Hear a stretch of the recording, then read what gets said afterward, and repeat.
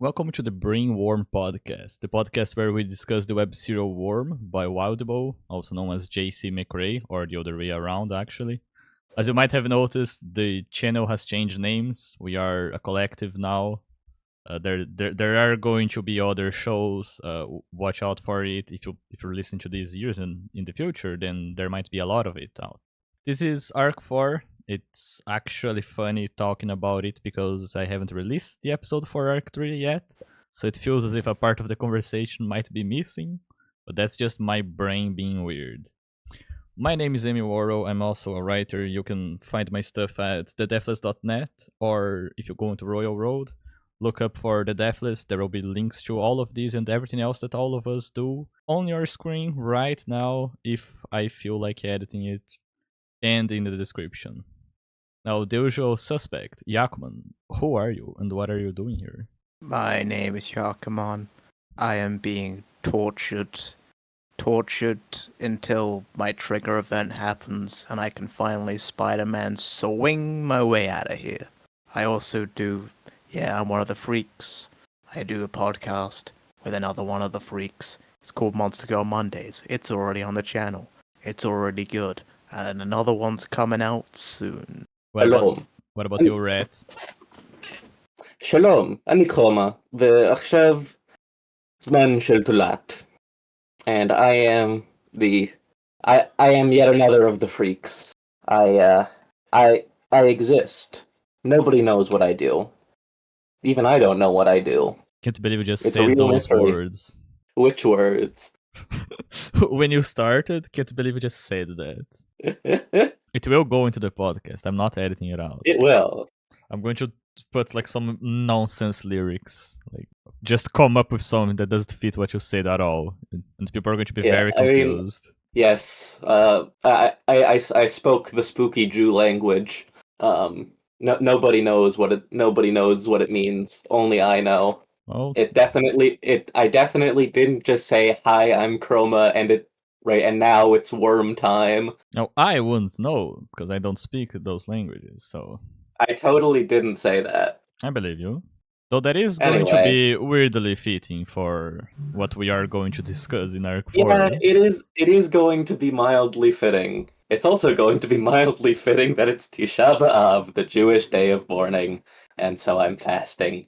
So I'm going to be very strange. More than usual. Wait a second. More than usual. Hold on a second. Hold the fort. Am I the only one of the freaks that doesn't speak a second language? Yes. Ha. Don't worry, I only like half speak a second language. Okay. Whew.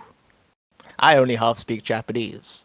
And by that I mean, I recognize a word every now and again.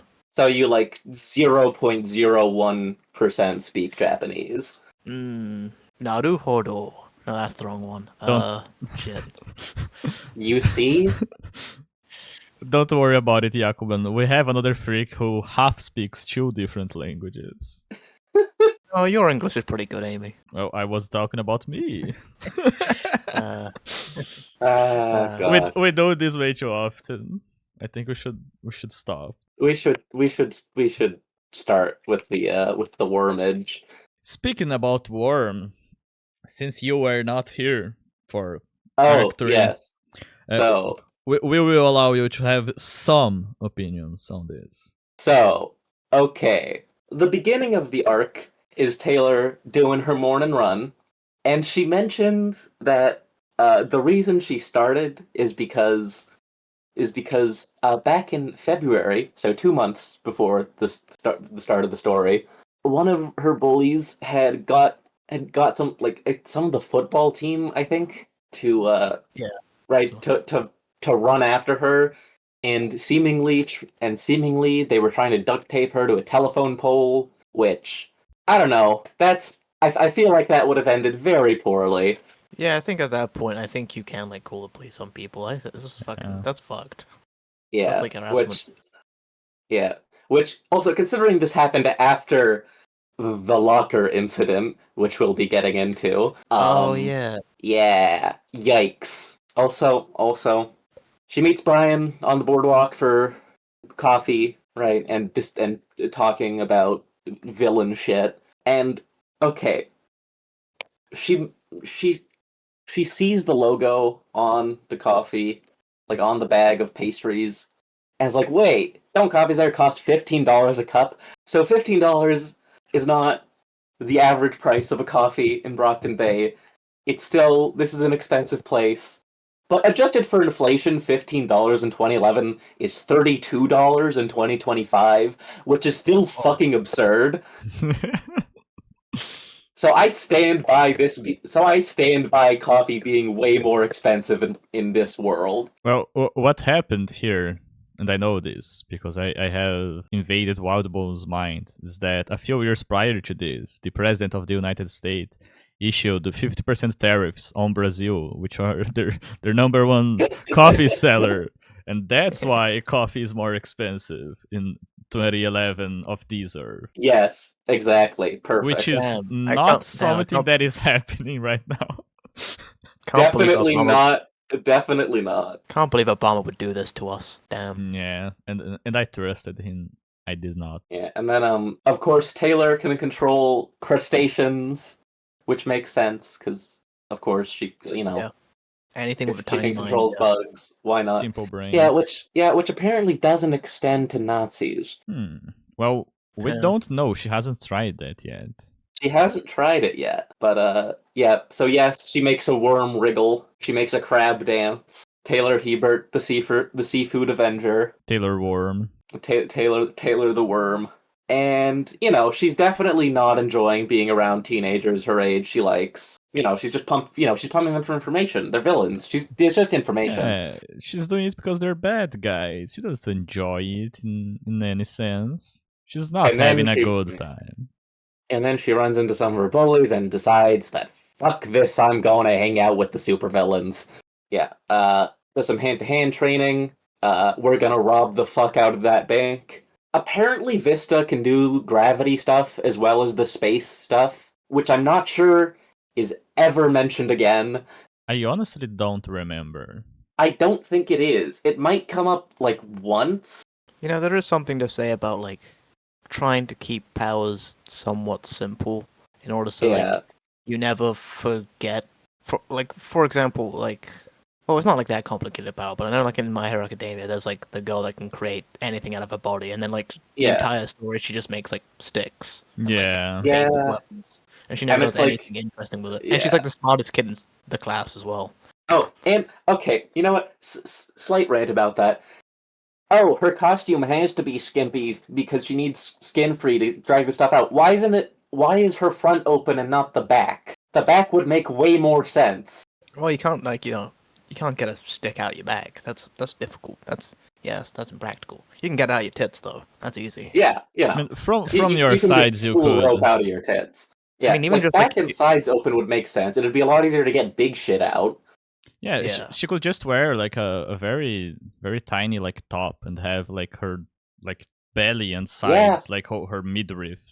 I mean, I think that would be even sexier, and it would also work for her power. Yeah, probably. Anyway, back to Worm. We'll see. We'll see if Wild Bow ends up using all these powers, and like Yeah. as But if it- these characters actually are using them. Smart.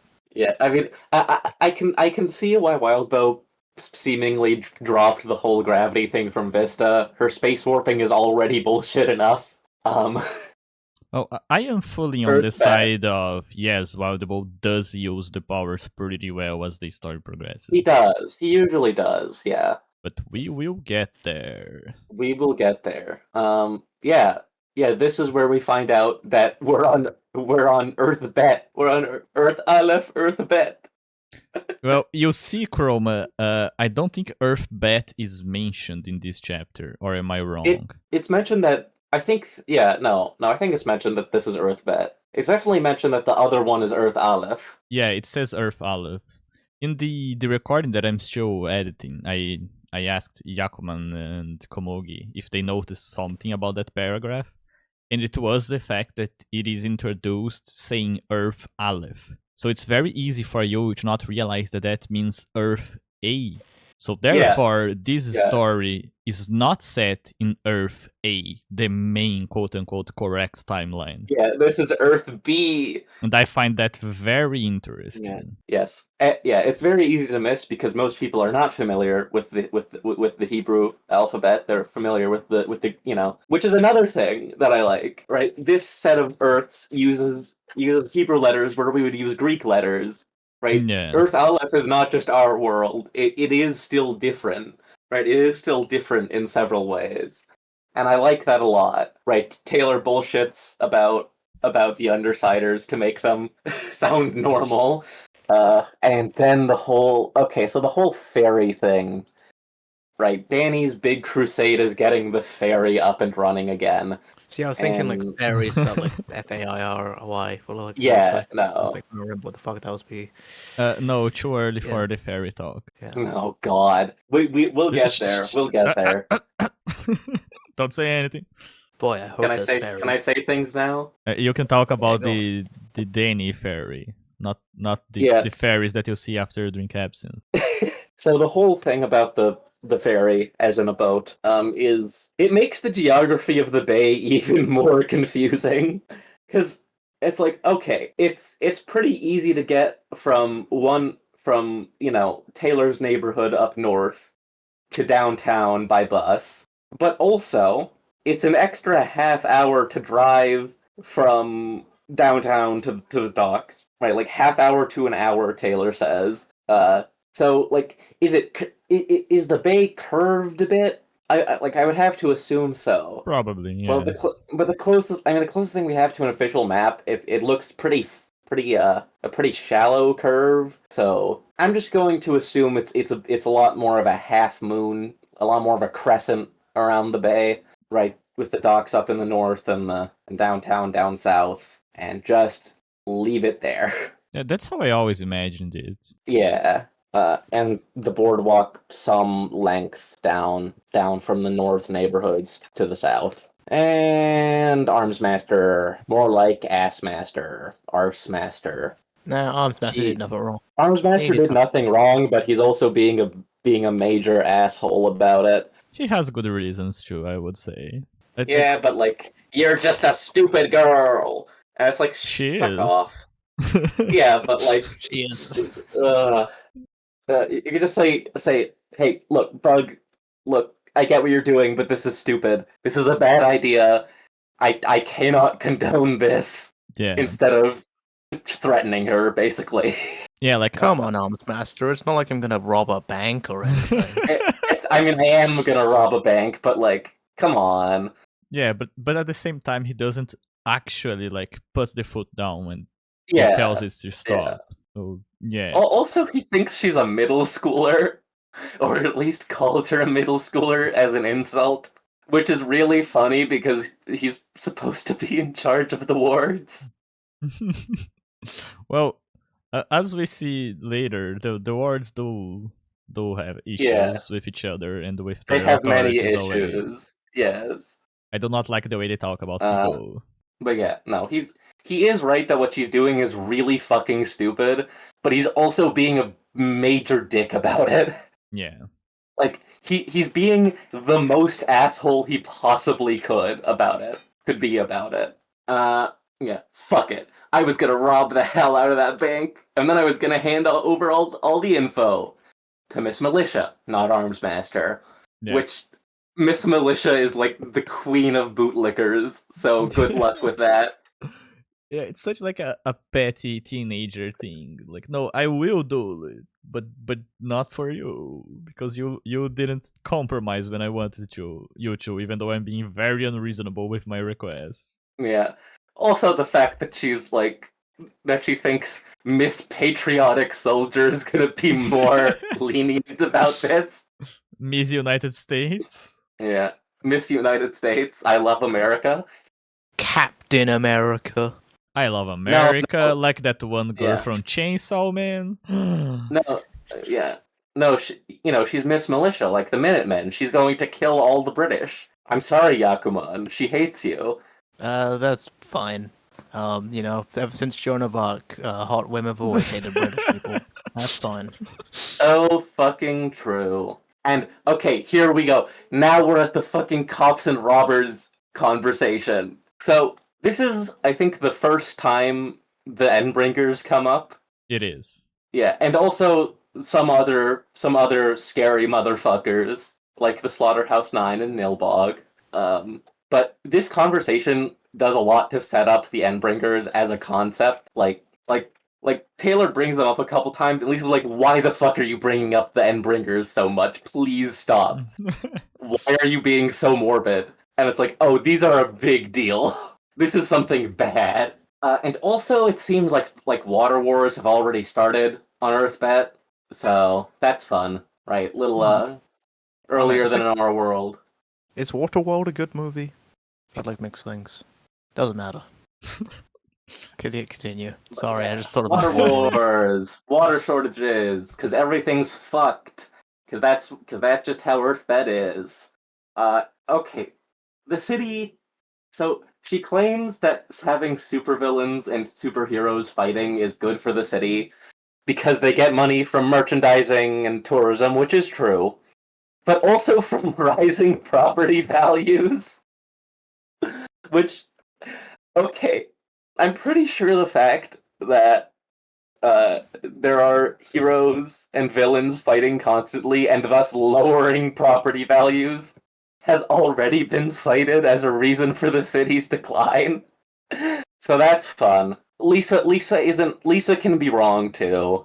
I mean, if people, are willing to continue living in Gotham, you can live in, Brockton Bay, whatever it's called. Yeah, but like her argument is that people would want to live here because it's more exciting, which is not how people work in general. There is a better way of explaining it. There is this show called Neo-Ranga, where there is like a kaiju, and there's these three girls that can control the kaiju.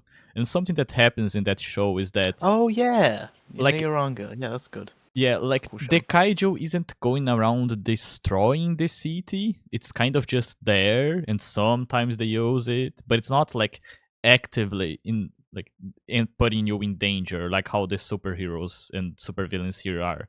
So what happens is that like people start buying all the land around it to make personal profit through speculation. So that makes sense. But just the fact that there is danger, therefore, would lead to people moving there instead of people with more money buying it. Like, it's like a half-formed thought.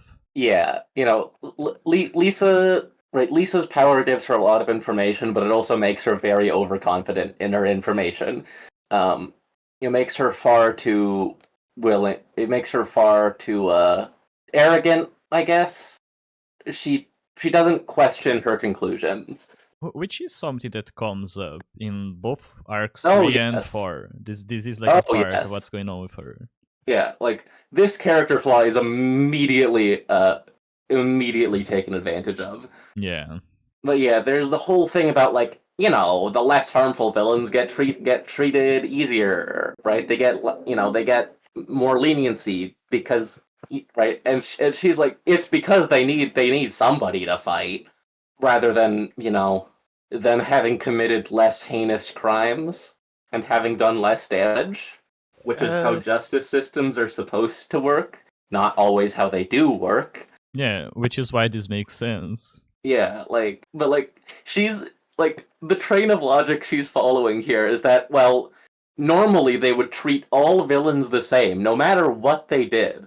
But, you see, they need to have somebody to fight, so they let the less bad ones out, because they can follow the rules, and the fucking, it's like, the fucking Uber and Elite are gonna be less, right, are not gonna get sent to the birdcage immediately. They're not fucking rampaging through town killing a bunch of people.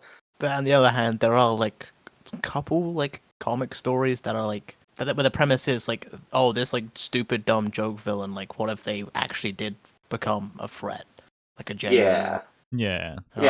If they ever did actually become a threat, they would get sent to the birdcage. And of course, she brings up the whole 3 strikes thing, which is how the justice system in America kind of works in real life, and that's very much not a good thing. People will get sent down for 3 basically nothing crimes and get horrendously long sentences. Yeah, it's bad. But the unwritten rules is literally just a thing of self-interest. It's, you don't come after me and after my people, I don't come after yours, right? I don't expose you because then you have nothing left to lose. And if someone really fucking crosses a line, they're probably willing to break the other rules, so we're gonna come down on them hard. That's it. That's why the rules exist. Or maybe there is something else going on. We don't actually know for sure at this point. Or maybe ever, right? Maybe Lisa's right on some of this. Who knows? I mean, probably. She is probably right on some of this. But if she is right, is it really for the reason she's saying it is, or is it something else entirely? That's something we might want to keep an eye on throughout the story. Because this sort of conflict of why is the world like this, right? The why of how the world got here is, It does come up, yeah. like, why would a superhero world be that way? Oh yes, okay, here we go.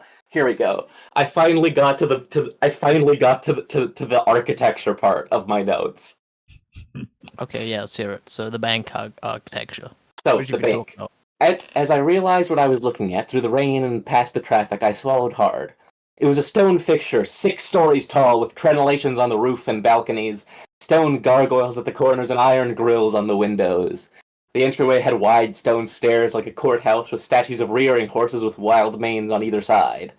The name of the institution was etched into the stone above the doors: the Brockton Bay Central Bank, a virtual castle.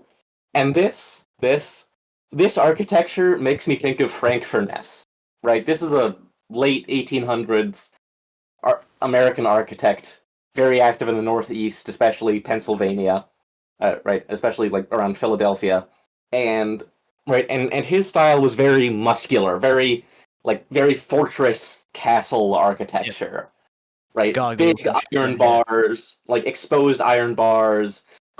You can see I sent some pictures in the group chat. You can see there's crenellations on everything and buttresses and these like castle towers and very very big stone blocks and Yeah. iron grills on the windows. These tall narrow windows. Taylor does mention tall narrow windows later on. Something you can imagine in the yourself arc. climbing. Yeah. Yeah, and I also showed an interior of a library this architect designed, because this is pretty much what I'm imagining the inside of the bank to be. Right? It's very nice. It's very big. I think the last one here is a pretty good base for what I'm thinking of, with some of the more wide steps. Actually, the first picture I posted is a pretty good example of what I think the bank looks like. There's that black and white one. Yeah. Very old picture. So my headcanon is that the Brockton Bay Central Bank was designed by Frank Furness. Right. Or like at least a guy that's like studied him a lot. Yeah, or someone similar, someone in the same sort of school of architecture. Right. Frank Furness's big thing was the thing that he really introduced was like the structural members as part of the art. Right, using them as a visual element. So, now that I'm done talking about architecture, Add that to the fanfic pile. Yeah, Taylor is fucking terrifying. Yeah? Sounds as if she's a villain. She's almost like some kind of villain. And wow, the people are terrified of her. And she's really... Oh man, she's starting to feel guilty about this. Even she can't justify her way out of this yet. A teenager with freckles and brown curls was glaring at me with raw loathing in her eyes. I'm sure it's nobody. And filling those sacks with $5 bills, $2.50 bills. And finally Browbeat arrives! Oh He's yeah. my Lord And- Browbeat! And does Browbeat. nothing. He does nothing. He even talks about this in the interlude, like, oh, I don't even remember what happened. Yeah. He literally does nothing.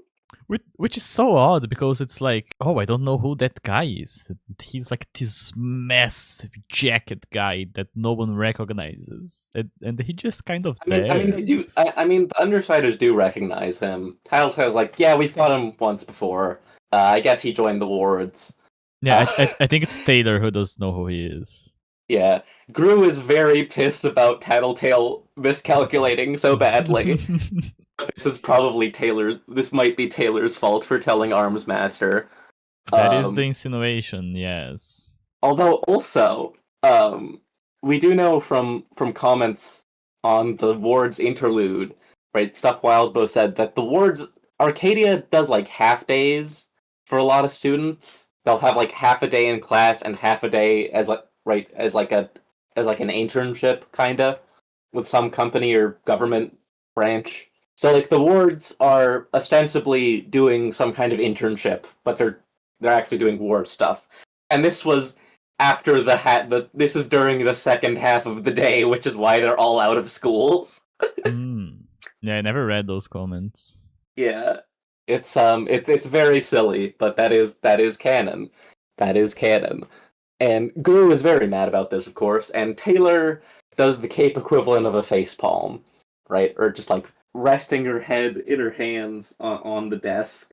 Just puts her forehead against the window. Mask makes a nice little clink. And yeah, Tattletale's educated guesses are maybe not perfect. Which I do think it is something that Wildbow put in because there is that whole talk about how Tattletale might find out about what Taylor is doing. Yeah. So it's like, okay, maybe she won't. Yeah. Like, if this wasn't here, it would be very odd. Because then you would ask herself, there's like, why the fuck did she not find out about it yet? But as we see it, it's much more flawed than she makes it look. She's just very good at working with it once she gets going. Yes. So it's not just power, it's like her skill as well. Yeah, and as we see here, the wards are wildly irresponsible. With Kid Win's big fuck off laser cannon. So, you know, somebody is failing in their oversight duties, right? Somebody is not doing their goddamn job. But also, here comes Panacea with a fire extinguisher! Oh yeah. The bonker. In comes Glory Girl, obliterates a priceless antique. Right, a priceless, irreplaceable antique. Probably fucking built into the building, this desk. Which, I mean, collateral damage is her thing. It is her thing. We do call her collateral damage Barbie for a reason. But God, I hate her. Like, she didn't, like, she wasn't even like slamming through it to get to somebody. She just backhanded it for no goddamn reason. Like, literally just as like a threat. Just backhands it. Look what I can do to your skull. Ugh. Amy's impotent, all bark, no bite threats to Taylor are extremely funny. I'm gonna give you a heart attack, I'll give you all the cancers, I'll make you morbidly obese. I'll give you super AIDS. Yeah, I'll give you super AIDS. Remember the super AIDS from Sword Art Online? Yes. Mother's Rosario? I love the super AIDS from SAO. Much like me, Taylor has a horrible splitting, pounding headache, having to listen to these two idiots, these two chuckle fucks, threaten her and argue about double dates. And it's like, good God, somebody fucking save me from this. Yep. And you know what? Relatable. Hey. Me and Amy don't argue that much. I wasn't talking about you. I was just saying, yeah, this situation sucks for her. I think this is how everyone else feel at the end of every movie night, when me and Kuroma just start a 2-hour-long conversation. Yeah. And there's like 6 other people there just listening. I'm fucking like half a bottle of rum in and it's like 6 a.m. and I'm like, man, I can't fucking focus on what you two are saying anymore. I do not apologize. Oh no, I mean I like it. And I want to participate, but I'm just like I'm too fucking far gone. I'm like anything that is like the stupidest conversation, I can't participate in it. Yeah. Talking about geopolitics and religion and fucking After watching Five Nights at Freddy's and the Truman Show, of course. God. Yeah, that was a good night. I don't think I've ever seen like a 1 out of 10 and a 10 out of 10 so close in proximity before. That is actually the score I gave both of those movies. I mean, Nice. FNAF is like a 2 out of 10. It takes like it's not the it's not the worst thing I've No. ever seen, but it's pretty fucking bad. Yeah, I mean, I was thinking that I think like out of all the movies we've seen, I think Buckaroo Banzai might actually be the worst movie I've seen. We've seen together. I like the Buckaroo Banzai more than FNAF. I Okay. can't believe I missed Buckaroo Banzai across the 8th dimension. You didn't miss It's pretty much. bad. Yeah, I think I prefer Son of the Mask over, and I think Chronatelli is the best 1 out of 10. Out of all the 1 out of 10s we've seen, like Chronatelli was the best. Oh yeah, easily. Yeah. Not even God, a discussion. Gotta love terrible Russian Lord of the Rings. Yeah. Anyway, back to the topic at hand. Yeah, tattletales on tattletales.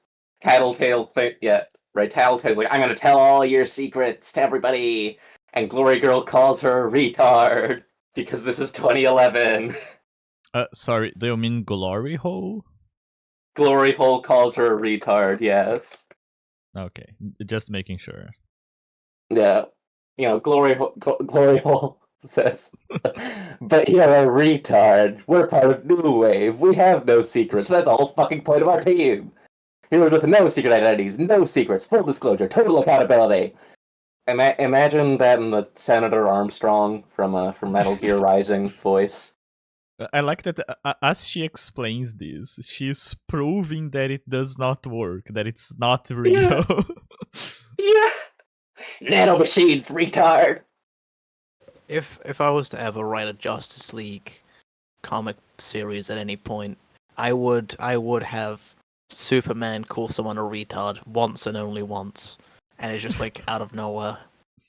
It's just like a no Flash, that's retarded.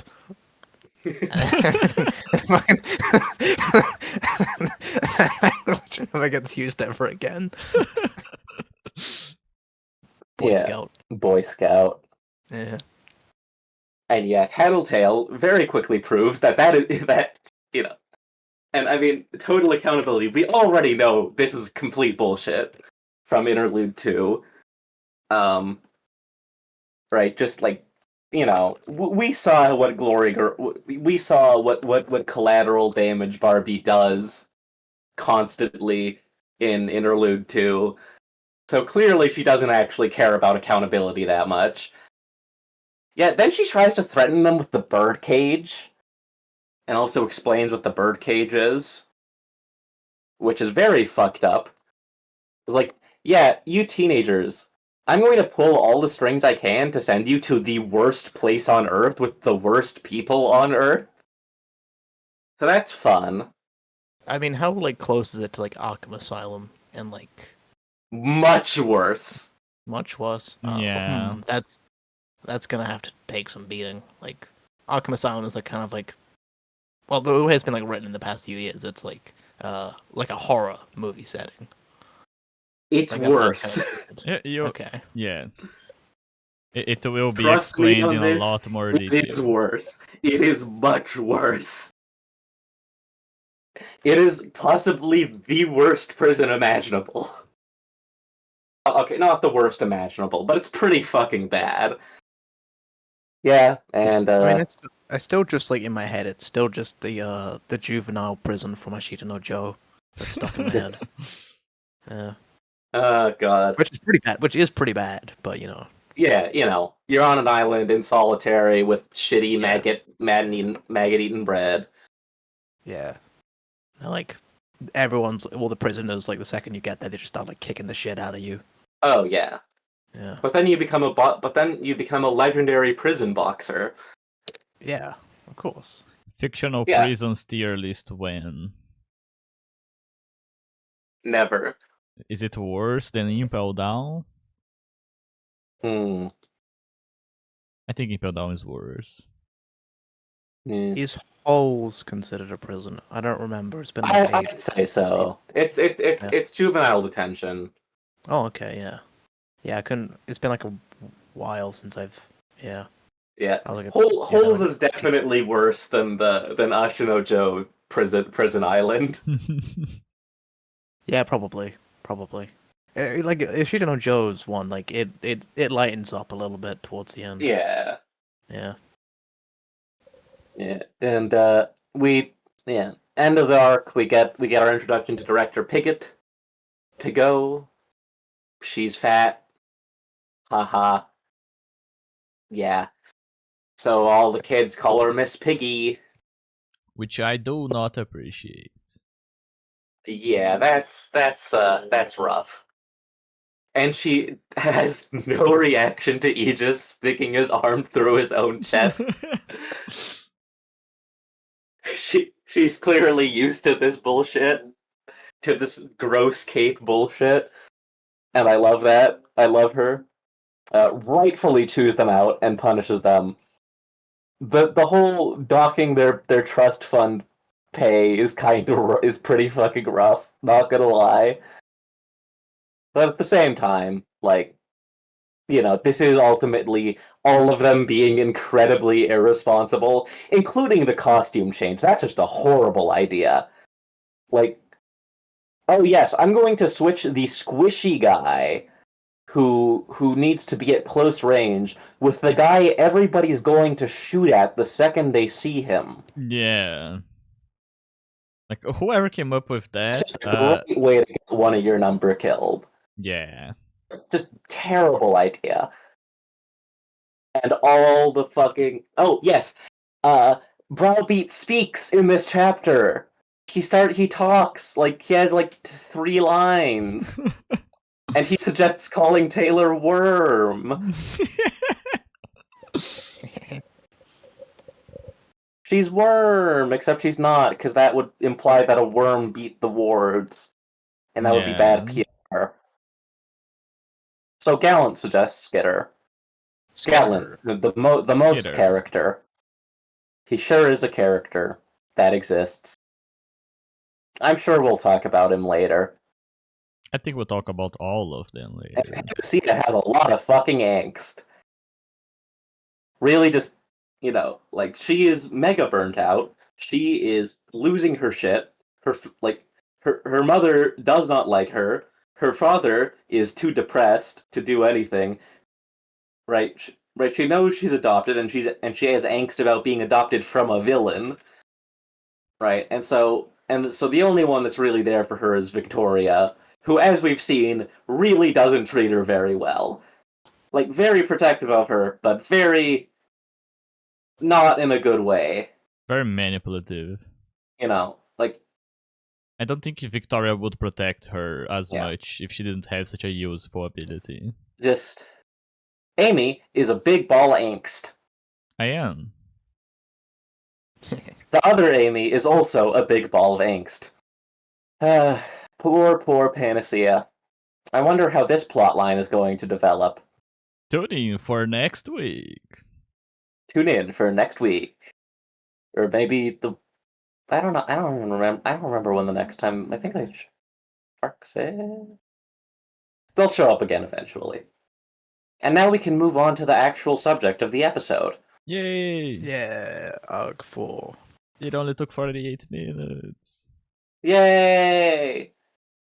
Alright, so we want to just jump into 401.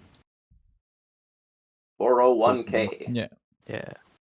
I do have the short, not so good summaries once again. So, chapter 4.1. Taylor managed to break the cycle of not going to school, and this time Emma Lona walks up to bully her. Taylor actually talks back for once, seemingly empowered by the thousands of dollars she gathered working with the Undersiders. She leaves class knowing Emma will get revenge on her somehow. Taylor meets up with the Undersiders minus Rachel on the Brockton Bay Market, where they plan to hang out and spend their money while killing time until they needed to deliver the money from the bank robbery to their boss later the same day. They tell Taylor about the first time Rachel used her power, when she didn't know how to control it, which led to an untrained and uncontrolled dog killing an unspecified number of people. Much like the ending of the last arc, this chapter ends in a gay way. Oh yeah, I didn't talk about the Taylor and Lisa walking off arm in arm with the dog. Aw. I had forgotten about homosexuality. Or bisexuality. Fuck, I missed the meme. Yeah, Lisa to try on some clothes. It's Tidus from Final Fantasy X saying, I had forgotten about bisexuality. I had forgotten about bisexuality. I'm guessing Alex the murderer. Interesting. Mm-hmm. Care to walk us through that? Just probably something to do with his triggered A, probably. Actually, no, hold on, because there's no way that anybody would know that. I think Alec is one of those characters. He's the guy that's making all the jokes, but he's going to have killed somebody, and it doesn't matter. I don't think Lisa has killed anybody. I don't think Brian has killed anybody.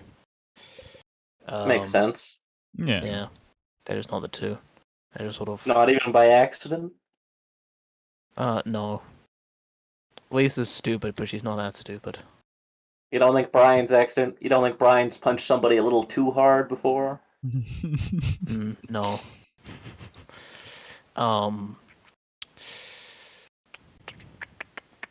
Yeah, no, I don't. I'm kind of trying to figure out as I go along, but we'll see. That we shall. I do like us going to like a different part of town and getting these markets because this little north of the boardwalk, little beach market, sort of just people laying shit out on the sand. Yeah, like in every arc, we get to see a new part of town. So it's like slowly building up the layout. There's each arc there is like a new place at least. True. Pretty much like everywhere I've gone, there's always these types of things. Yeah. People looking at these little shops. This little flea market. Yeah. Much cheaper than the boardwalk boutiques. I always try to get food from whenever, even if it's like not the greatest food in the world. I always try to get food. It's always nice. It's always fun. Yeah, they're just Taylor's having fun. She's hanging out with her friends who are supervillains, but don't worry about that. They are not her friends. She's infiltrating their group.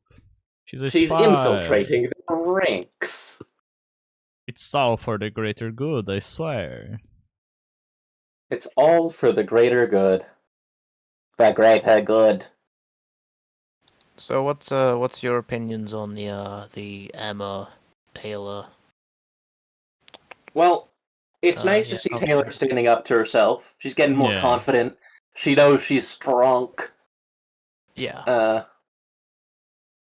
She's finally fighting back. Right, telling Emma to go fuck herself. Yeah. And it's not just development, it's also taking into account just her mood, how she's feeling after everything that happened the past day. Yeah, it's like she's feeling good, she's riding high. She fucking beat up superheroes yesterday. She robbed the fuck out of that bank. Yeah, she can do anything. Including, stand up to her fucking bullies.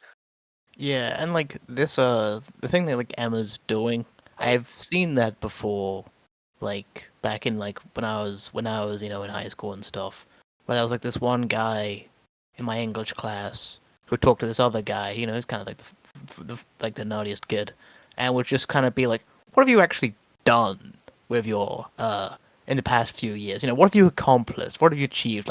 These types of just shitty shitty fucking hen pecking, like you trying to get because like it's not like a argument you can really win. If you had this conversation once, you realize like it's always gonna be moving the goalpost, and I've like fucking watched and listened to the go about it hundreds of times. I'm like, okay, I'm never gonna deal with this fucking conversation if that ever happens to me. And I'm good. I'm glad Taylor fucking got out of it. Yeah, which is good. Cause it fucking frustrates me. Yeah, it is not. She's in a bad fucking place, and it's Yeah. nice to see she's starting to get out of that. Also, just funny thing is, you're the only person today who seemed to notice I was gone. If you aren't careful, I might actually think you cared. Which is just a really good comeback. Yeah, Taylor's getting like funnier. Yeah. Her like bother you? Wow. Yeah, she does Yeah, make like- a lot of like funny remarks, even in the later tense part of this arc. Like there's just some funny moments in the middle of the action. yeah, like in terms of these like Daria type, eye rolling, arms crossed sort of girl characters. Taylor's warming up to me, I think, in terms of the way she's warming up to you. worming her way into my heart with these little remarks. Yeah, they're getting funnier. They're getting better. Longbow's like realizing how to write these. It's like good, happening in real time. Nice. But yeah, Taylor's finally gotten one over on Emma. Right, she is taking the power position.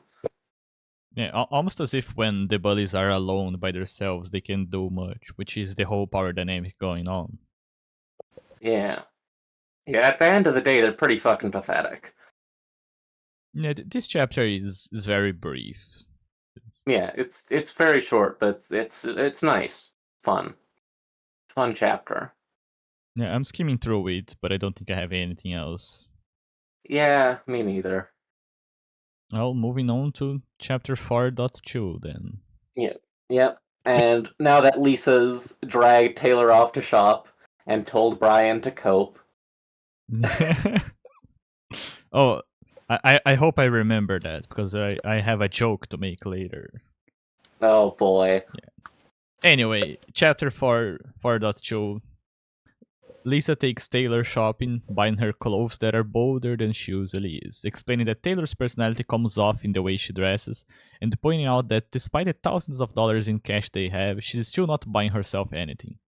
Lisa offers to help Taylor deal with her school problems, but Taylor is adamant in refusing it, saying she will cut ties if Lisa does it without her approval. They continue to talk and shop for a while until they meet with the boys for burgers, in Fugly Bob's. Early into the conversation, early into the Fugly Bob's conversation, Taylor asks if they should share origin stories, since they all have powers, and everyone's weirded out by it. No. Oh. Yeah, Fugly Bob's is incredible. Like there's something I think more interesting in this chapter than Fugly Bob's, but like Fugly Bob's, we got to talk about Fugly Bob's. Fugly Bob's is like any city in America you'll find, right, and probably in many other places too, right? There's a certain kind of restaurant, right? The food is greasy as hell. Yes. Right. It has like the cheapest menu board imaginable, right? Like the white plastic with black letters, right? Like brown tiles, right? Yeah, I was actually to say like I don't have one in my city, but actually I do. I do have. I don't know why the tiles are always that like slightly reddish brown. It's but it's always the best fucking place. Fugly Bob's is Brockton Bay's greasy spoon. Every place needs one. Every city needs one. A rather incredibly greasy burger. There isn't really any like very much like it where I live now. There used to be before I moved, but where I am, I Yeah. haven't found like the greasy place yet. I'm still looking Yeah. for it. The one that sells like burgers with like donuts instead of burger Yeah. buns. Yeah. Yes. God. Yeah. the, the Boondocks, like it's a donut, right? Fried chicken on a waffle between two donuts. Oh God, Grandpa, you can't sell this. It'll cause death. That's the challenger. That's the challenger. That's the Fugly Oh Bob's yeah. challenger. Oh fuck, the Basically. challenger. Yeah. The fucking challenger. Have any of you ever taken on one of these food challenges? I have never. I it's- tried once and I failed. What It's was not- it? Yeah, you go. Oh God, it was like giant fucking burrito. Oh. Oh, okay. Yeah, because like they're not really a thing in the UK, and I'm not sure if they're like a thing in Brazil, but they're definitely like a thing in America. Yeah, Yeah, like a America loves their horrible giant food challenges. Well, like the spiciest wings. Fucking The buffalo. spiciest Yeah. wings. I've definitely tried to eat the spiciest wings before. That I actually succeeded at. Oh, nice. I'm Yeah. good with spicy food. They are a thing in Brazil, but like not much. You're not just going to go to a place and find it. You have to look for it, but if you do, you'll find it. I have never really went to want to try this. I also don't live like in the big cities, so I would see it a Yeah. lot more often there. Is there a worm I fin love owned the place hideous called? I love Alec getting the hideous Bob.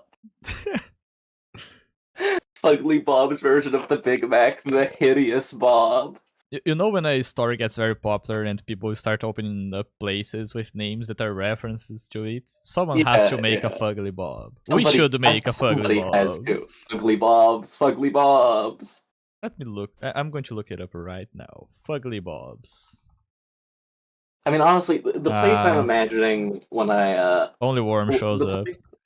The place I'm imagining when I think of Fugly Bob's is this chili burger place on over in Venice Beach, like the if you see like a boardwalk scene set in set in LA, it's probably on Venice Beach. Right, so that's like by the sea, big sloppy burgers. That's Fugly Bob's. Yeah, it's I'm not sure how much this will derail the whole fucking podcast, but there is actually a website called foodchallenges.com where you can look at all these different countries. It goes like a list of countries. You can like click on it, and you can just find all of the like recognized food challenges, and where they at, what they are, what they do, and they have a rating system as well. Damn. Oh wow. I will have to look at that. See if I find something. Yeah, there is a Brazil section. I'm going to look at it right now. Dirty D's Dirty Dozen Donuts Challenge. Oh my god. No, there aren't any in the website close to where I am. No. Two fat fellows. Okay. Tragic. Yeah. Though in the process of googling about Fugly Bobs, I found a TV tropes entry called "Funny Moments in Worm," and the first entry is in Shell 4.1. We find out that there is an in-universe fast food restaurant called Fugly Bob's. It's the first thing. It's the first funny thing to happen in the story. Even though the first funny thing in this story actually is in this chapter, and it's when Taylor refers to herself as like a 13-year-old boy. Yes. And fucking Lisa I have the like, physique of a 13-year-old boy. Lisa's like, I mean, there's somebody, if you dress nice, there's somebody that'll be attracted to you. And she goes, oh, nice, there's a skeevy pedophile with my name on him. Love her. Perfect. Yeah. Yeah, I think it's this chapter that Lisa mentions. That is a lie, by the way. There have been many funny things in this story already. Yeah. Oh damn, there actually is a food challenge in my fucking in my city. Huh. We're going to Damn. kill Yakova. Gonna kill him. He's not going to be here for the next week because he's going to be in the hospital. The Yeah. pie scraper.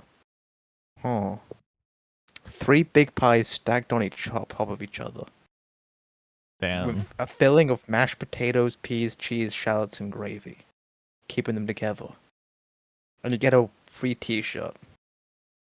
It's not free though. You don't get a discount. You don't get the discounter. It's free if Damn. you can finish it. 10-minute time limit. 10 minutes? To Fucking- eat how much? It's 3 pies stacked on top of each other with like, and it like there's like mash and stuff to like keep it all together. God. That's yeah, that does not sound reasonable. Like meat pies. They're not like big dessert pies. No, they're meat pies. Like- Yeah. Yeah. They're Yeah. pretty small, but it's still a lot of food. Yeah. It is. Okay. Like you would have to be shoveling. You'd still have to be shoveling it into your mouth, pretty Yeah, I much. had to eat really fucking fast. It's not really about how much you can take it, it's how fast you can take it. Yeah. Anyway, going back to Worm. Yeah, Back to Worm. in the previous arc, when there was the whole thing about Lisa being too confident with her power, and then here in this chapter, she like asks Taylor not to tell the others about how she misused her power to pay enough attention to her. It's not the first time that this comes up in this chapter, but I do like that it's very much intentional. They're already like, let's not talk about this. I do enjoy that. Like they talk more about how they bounce off of each other than you normally would in a friend group, just like out and about. But it makes perfect sense because it's very important for their job that they are able to do this. So it makes it very easy to just have characters discuss themselves and like give exposition on Rachel because it makes sense in universe. Like it's very seamless in that sense. I don't know. I kind of like to point out the dynamics between the freaks of narrative. I kind of like being like, oh, there's like this kinship. I don't know. Yeah, like last night when I said that me and Chroma have a lot of the same vocal tics. It's like, Yeah. that's But it was like a long conversation. We have known each Yes. other for far longer than Taylor has known the Undersiders. Not that we've known Well, each other for all that long, but she's known No. them for like less than a week. Yeah. And we are not trying to figure out who is the murderer. Yes. Or are Yeah. we? And then yeah, they get to Fugly Bobs, they start Fugly Bobbing, and Taylor tries to start a conversation for once, and she fucks it up. Because she's like, why is everyone looking weird at me? What's weird about heroes sharing origin stories? Yeah. Well, And yeah, I then mean they that's explain why it's fucking weird. and that was our first problem. It's normal for superheroes, but not supervillains. Supervillains all Yeah. have fucked up shit. Yeah. Oh yeah. Actually, no. Fucking a lot of origin stories are already like. Oh life yeah, was no. fucked. Yeah. Hero origins are also fucking terrible. I mean, like sometimes you get off easy and you're like the Flash and just like, oh, yeah, I was in the lab and I got struck by lightning and now I'm super fast and like, yeah, that's cool. That's like a cool. Yeah, but fucking- even him, like his fucking mom got murdered, and like, Oh yeah, that's true. That's true. Yeah, but like they fucking- tend to have pretty shit lives, even like regardless. and like yeah, because it was like by a speedster, so like his fucking dad was Yeah. framed for it. Yeah, because like how else do you explain it? And sometimes you're a character in Worm, and it's much worse. It's much worse. Significantly worse. And that. So with that said, should we move on to the trauma dumping chapters? Oh yes. Yeah. So, chapter 4.3. After Taylor asks the Undersiders about their origin stories, they explain to her that most people get powers when they go through a trigger event, a traumatic happening in their life during which their powers awaken. The only ones who have it easier are the children of caves, who don't need to go through something nearly as traumatic to get their powers. Taylor just asks them to share the worst moments of their lives. Despite this, Taylor shares her story, thinking she wants to talk about it with someone else and to clarify things after Lisa told her the others discuss her when she's not present. Taylor talks about her bullies without naming them, says it has been going on for more than a year and a half, getting to the point where they stuffed her locker with used pads and tampons before school closed for Christmas, letting them rot throughout the break, then shoving her inside the locker and closing it when she went to school. Taylor triggered then, her mind being overwhelmed by the new senses she could feel through the bugs, and this is what led her to end up in the hospital back in January, I think. She talked about it earlier. Yeah, this is why she was in the psych ward for a week. Yeah, in the psych ward, yeah. Alec doesn't understand why Taylor does take revenge on them, more so than the others. Taylor explains how it would look back to the bullies dealing with their misery by abusing her and talks about how easy it would be to go too far, to cause permanent damage or kill someone, particularly after she let her internalized violence out on Rachel. By the end of the chapter, Brian says it would feel unfair if Taylor was the only one to share her story, so he volunteers to tell his as well. Yeah, so the locker incident. Yeah. Holy fucking shit, the locker incident. Yeah, this is a big chapter. This is a very important chapter in the Yeah. narrative. So, this is horrifying. Yeah. Kind of makes you understand why she was struggling so much with like everything else going in her life and why she took so long to really go out and use her powers, because as it is established here, like if you get your powers, you went through something fucked, and it is fucked. Yeah. Like, and even just the week after getting her powers was also traumatic in itself. Like the way she describes like the sensations she was getting from the bugs. Yeah. Right, like these horrible alien things, and I know every detail of them. I'm seeing what they're seeing and hearing what they're hearing, and it's horrible, and it's yeah. There's a reason she was in the psych ward for a week afterward. Yeah. The story things that were each shoving their every tiny detail about their bodies and their fucked up biology into my head. Yes, yeah. Which is, like, there is a trope in fiction where knowledge brings about like madness, but this is an interesting take where it's not knowledge, it's information. It's like sensory overload times 100. Yeah. Times hundreds of thousands. Yeah, times a couple thousand at least around your house and everywhere you go for a whole week. Yeah, holy shit. Also, it's mentioned that Glory Girl's trigger event was getting fouled in a basketball game. They really do have it much easier if they're the children of caves. If they're second generation. It is implied that that probably wasn't that simple.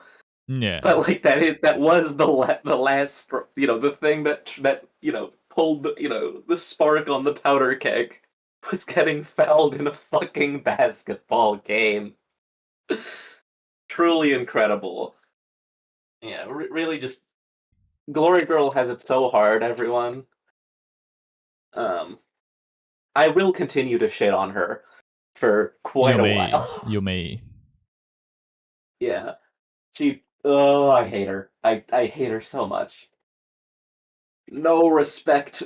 She has no respect for public infrastructure. No respect for the architecture of one of the all-time greats. No respect for this priceless antique desk. So, besides for Taylor, I'm not sure if she doesn't have the, but who had the worst one? Who had the worst trigger event? Don't need to say like what it was. Just that's really hard to say. Also, probably spoilers. Yeah. All right. There are some very fucked ones Yeah, I think later. we'll get there eventually. Yeah. There's one pretty bad one that comes to mind immediately. Are you thinking about BS? BS is the abbreviation of a character's name. I think that Did you one's say very B BS. Bart BS Simpson? BS Not BS? yeah. Oh yes. Yeah, I think that's one of the worst. That's probably the worst. Yeah. And it comes up very late. Very, very late. Yeah, no, that one's probably. Yeah, I don't. Yeah, it's pretty hard to top that one. Holy shit. Barbara Streisand? Yes. I can't come up with a third BS. Yeah, nothing else comes to mind. Yeah, it's Barbara Streisand. Barbara Streisand is a major character in Worm. Damn. Like the Mecha Godzilla she turns into from South Park. Yeah. Yeah, she turns up. Yeah, cool. That's awesome. That's sick. That makes it a good story now. Yeah, Mechagodzilla's in here too. Oh, rad. Yeah. Yeah. Trigger events are going to come up very often. They're quite an important world building concept. Like it's the thing Yeah. that people Worm fans won't shut up about trigger events. There's a whole like Weaver Especially me. there's Weaver dice where you figure out what your superpower would be based on your trauma. I've done this before. It's very fun, I swear. But yeah, I swear this is a very fun process of introspection to go through. there is going to be significantly more just like as about characters discussing it and sharing them in different moments, different characters. I do Yeah, and like I just think like it's very flashbacks and and like a lot of interludes are like the character's entire Yeah. history. that That's as what I well. imagined. Yeah, I imagined like it would eventually these interludes would start becoming trigger event. Sort of A lot Yeah. of them are, chapters. yes, a lot. Yeah. Yeah.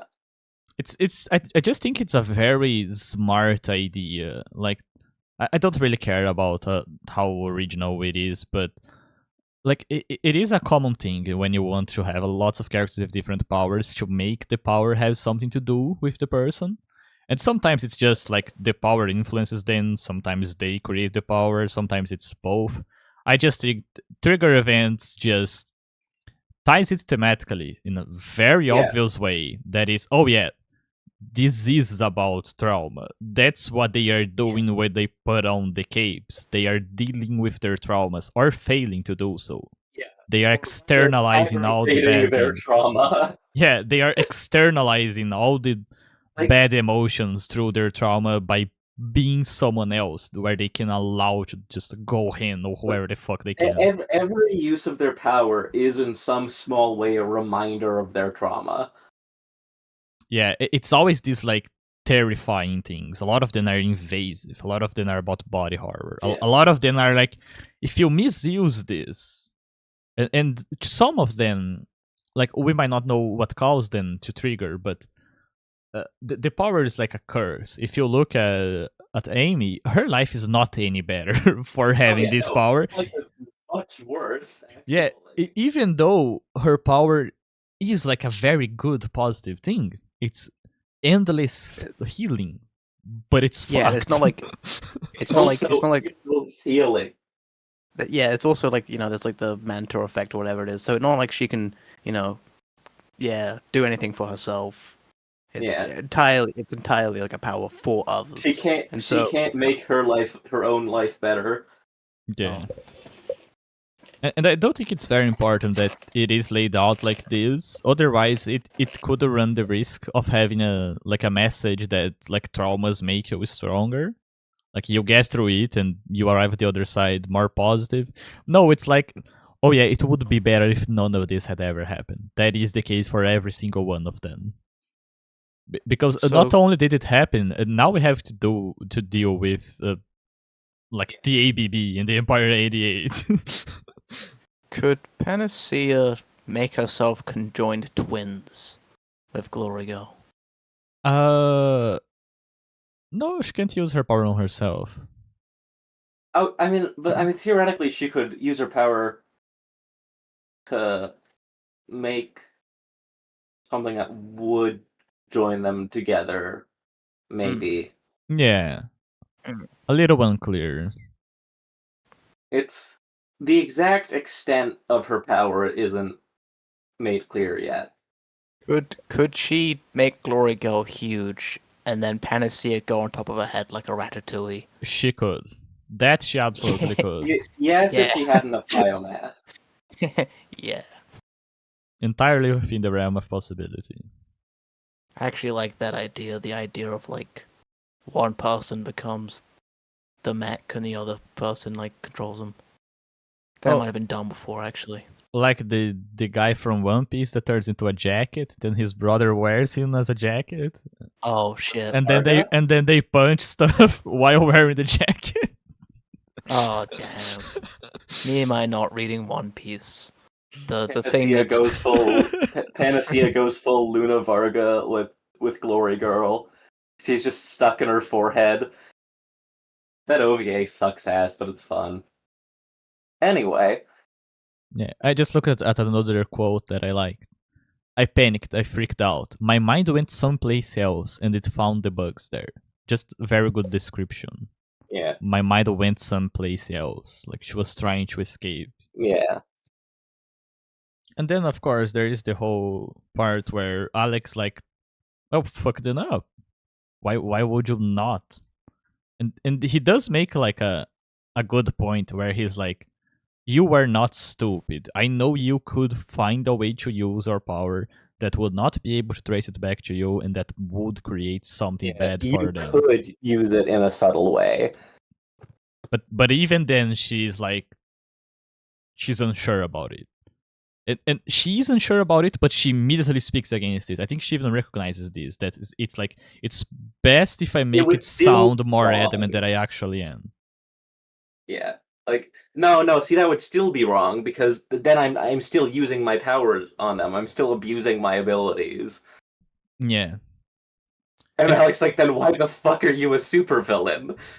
Well, she's not. She's a superhero. Exactly, but she can't say that. So she says it's an escape, which is true. Yeah, there. I've posted the cover for Luna Varga. English Panacea doing that subtitles. with Glory Girl. This is the vision. Wildable, when you're ready to edit this story, hit us up. You're going to want to see these ideas. God. What if we all just like became idea guys for Wildbow? Wouldn't that... If there is one thing that Wildbow is not missing, are ideas. Yeah. Can't wait to get to the Pact podcast. The scales of justice have something big, mean, and green inside them. Terrible tagline. I love it. Is that from Luna Varga? That's that's on the cover. It's on top of the image. I hadn't noticed. Nothing big, comes mean, between and green. A girl and her dragon. You know, it's a real shame you put on a Malasat doll, which is a masterpiece. But that means that OVAs, if it's a decent enough time, they are fine for the list. Yeah, it's a real. They are. Yeah, they are fine for the list. Oops. Movie night. Oops. And that's something else that happens in this chapter that is big, is that Taylor has friends, apparently. Yeah, they're her friends. She's like, what? I didn't know we were friends. Oh, yeah. I mean, assuming that we are friends. If you finish that sentence, I'm going to slap you across the head. And she says this even though from the moment she first spoke with them, like after that first night, she has very clearly enjoyed their company. Yeah. Yeah, I don't think we have much more to say about this chapter. Oh, except Lisa, for her part, grinned and said, "Sorry, I like you guys, but I'm going to need a few drinks before I share that particular tidbit, and I'm not legal to drink for a few years yet." Which is that's just a really good line. I just really like that. Yeah, someone that very obviously cares about legality. Someone that is not a Yeah. supervillain committing crimes. It's like, it's like, it's like we see beer. It's like there are empty beer cans in the law. Yeah. There's like a whole pile of them. Yeah. She definitely cares about legality. Which is the joke. That is the joke she's making. Yeah. Well, It's a very fun bit of character there.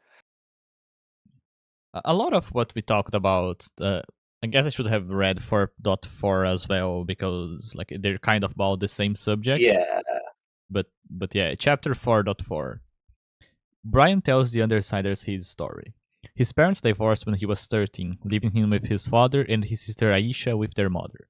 He kept in relative touch with Aisha, and when he was 15 received a message from her asking for help. So he went to check on her and found that their mother's new boyfriend had done something to his sister. Brian beat him half to death, left, and later, when cleaning his hands, saw the smoke rising from his wounds. Brian says that when he turns 18, he plans on applying to become Aisha's legal guardian, which is why he's doing the villain business, as he's going to need a lot of money for that. Changing subjects, Brian asks Taylor about costumes, leaving her confused before Lisa explains that Taylor made her own costume. Brian is impressed and asks to pay Taylor to make a new costume for him. Lisa also wants one. Arriving at the Undersiders' hideout, they notice that Rachel isn't there. They get in costume, planning to leave to deliver the money to their boss, but no one can get in contact with Paige, so they assume something has happened and that they need to check on the money. And so they leave. They leave.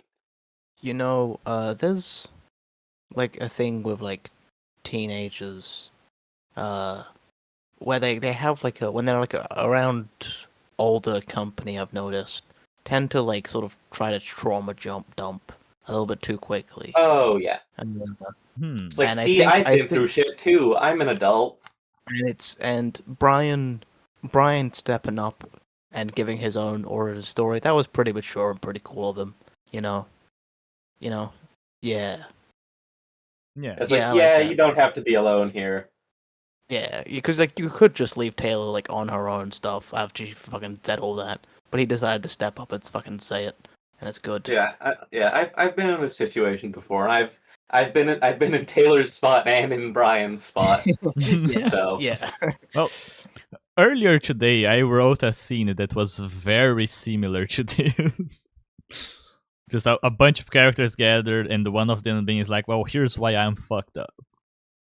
yeah, Well, here's so why yeah, I'm more fucked up than you. Here's all the knowledge I have. Here's the wisdom I have. Yeah. Yeah. So what do we think about Brian's origin story? Yeah, that's what I was going to say. That I also like how it serves like as a narrative tool. It just makes it very easy to like talk about characters without having to always flashback or to always need to have them find a different reason to say it. When you have something as trigger events, it becomes very easy to work that into the story. Because yeah, you are going to discuss it at some point. So very different background from Taylor's, but also if you think about it, it's not surprising that a lot of these would be like because of family trauma. Yeah. Like poor relationships with parents, with family, and well, instead of just getting the trauma, you get super trauma, and then you get superpowers. Yeah. Adds like some like as was way back in arc 1, we did, me and Yakman spoke a lot about like the generational trauma within Taylor's family. Like the grandfather being violent, the father being violent, and Taylor also being violent. And like that is not the origin of her trauma. The father doing his best not to be violent. Yeah. And like that is not the origin of her trigger event, but it's a very important part of how she reacts to it. So Yeah. here it is once again bringing this generationality to it. And if you go Yeah. back to again the Danny interlude, that whole idea about how superheroes were treated then and how they are now, what villains did back then and what they are doing now, like there is a clear, like perhaps something that Wild Boy just cares about, something that he worries about. It is this idea of like just cycles trickling down through generations. This continues to come up, and we're going to see some of them start throughout Like this narrative. cape, but a manifestation of generational trauma. Yeah. Also, very fitting that like Brian has always come off as the older, more mature. He's hence why he is the leader. And yeah, his plan is like, yeah, I need to become my sister's a legal guardian. And actually, you know what? I want to go a bit more on the whole second generation cape thing. Yeah. Like, Glory Girl's trigger is getting held in a basketball game, but we know New Wave is kind of fucked, right? We know there's some kind of fucked shit going on there, right? And right, we know there are at least two capes that used to be part of New Wave but aren't anymore. And the Dallins family life is pretty bad. So is it really that second generation capes trigger easier, or is it that they're already in bad situations and so it takes less to set them off? Yeah, that's true. Because like it would be very odd to like I understand why characters would discuss it in this light, but it would be very odd if it was like ranking traumas. Like if it doesn't go through this threshold, you're not traumatized enough to be a superhero. Like people are going through this all of the time. It just happens that you are one of the ones to actually get it. But like maybe even if you could for some reason, and again the characters will talk about this, say that oh, this particular trauma is not as fucked up as the one we have. Well, first, they don't know that. Second, that person could be traumatized in 12 different ways before it just happened that was when they got the trigger event. Yeah, like Brian's, it doesn't necessarily happen to him, right? Like what it's implying, it's not like he's been abused by his mother's boyfriend. It's his little sister, that is.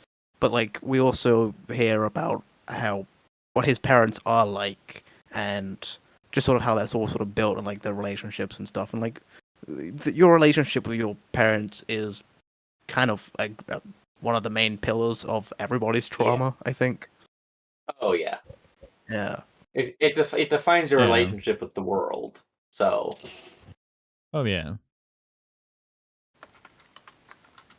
I'm sure we all have things we're thinking about while talking about this. It's always as if this story is about something. It's almost as if the story is about something. Oh yeah, Brian also buys Taylor like a gift. I think it's a fly in a piece of amber. Yeah. Yeah, an old necklace.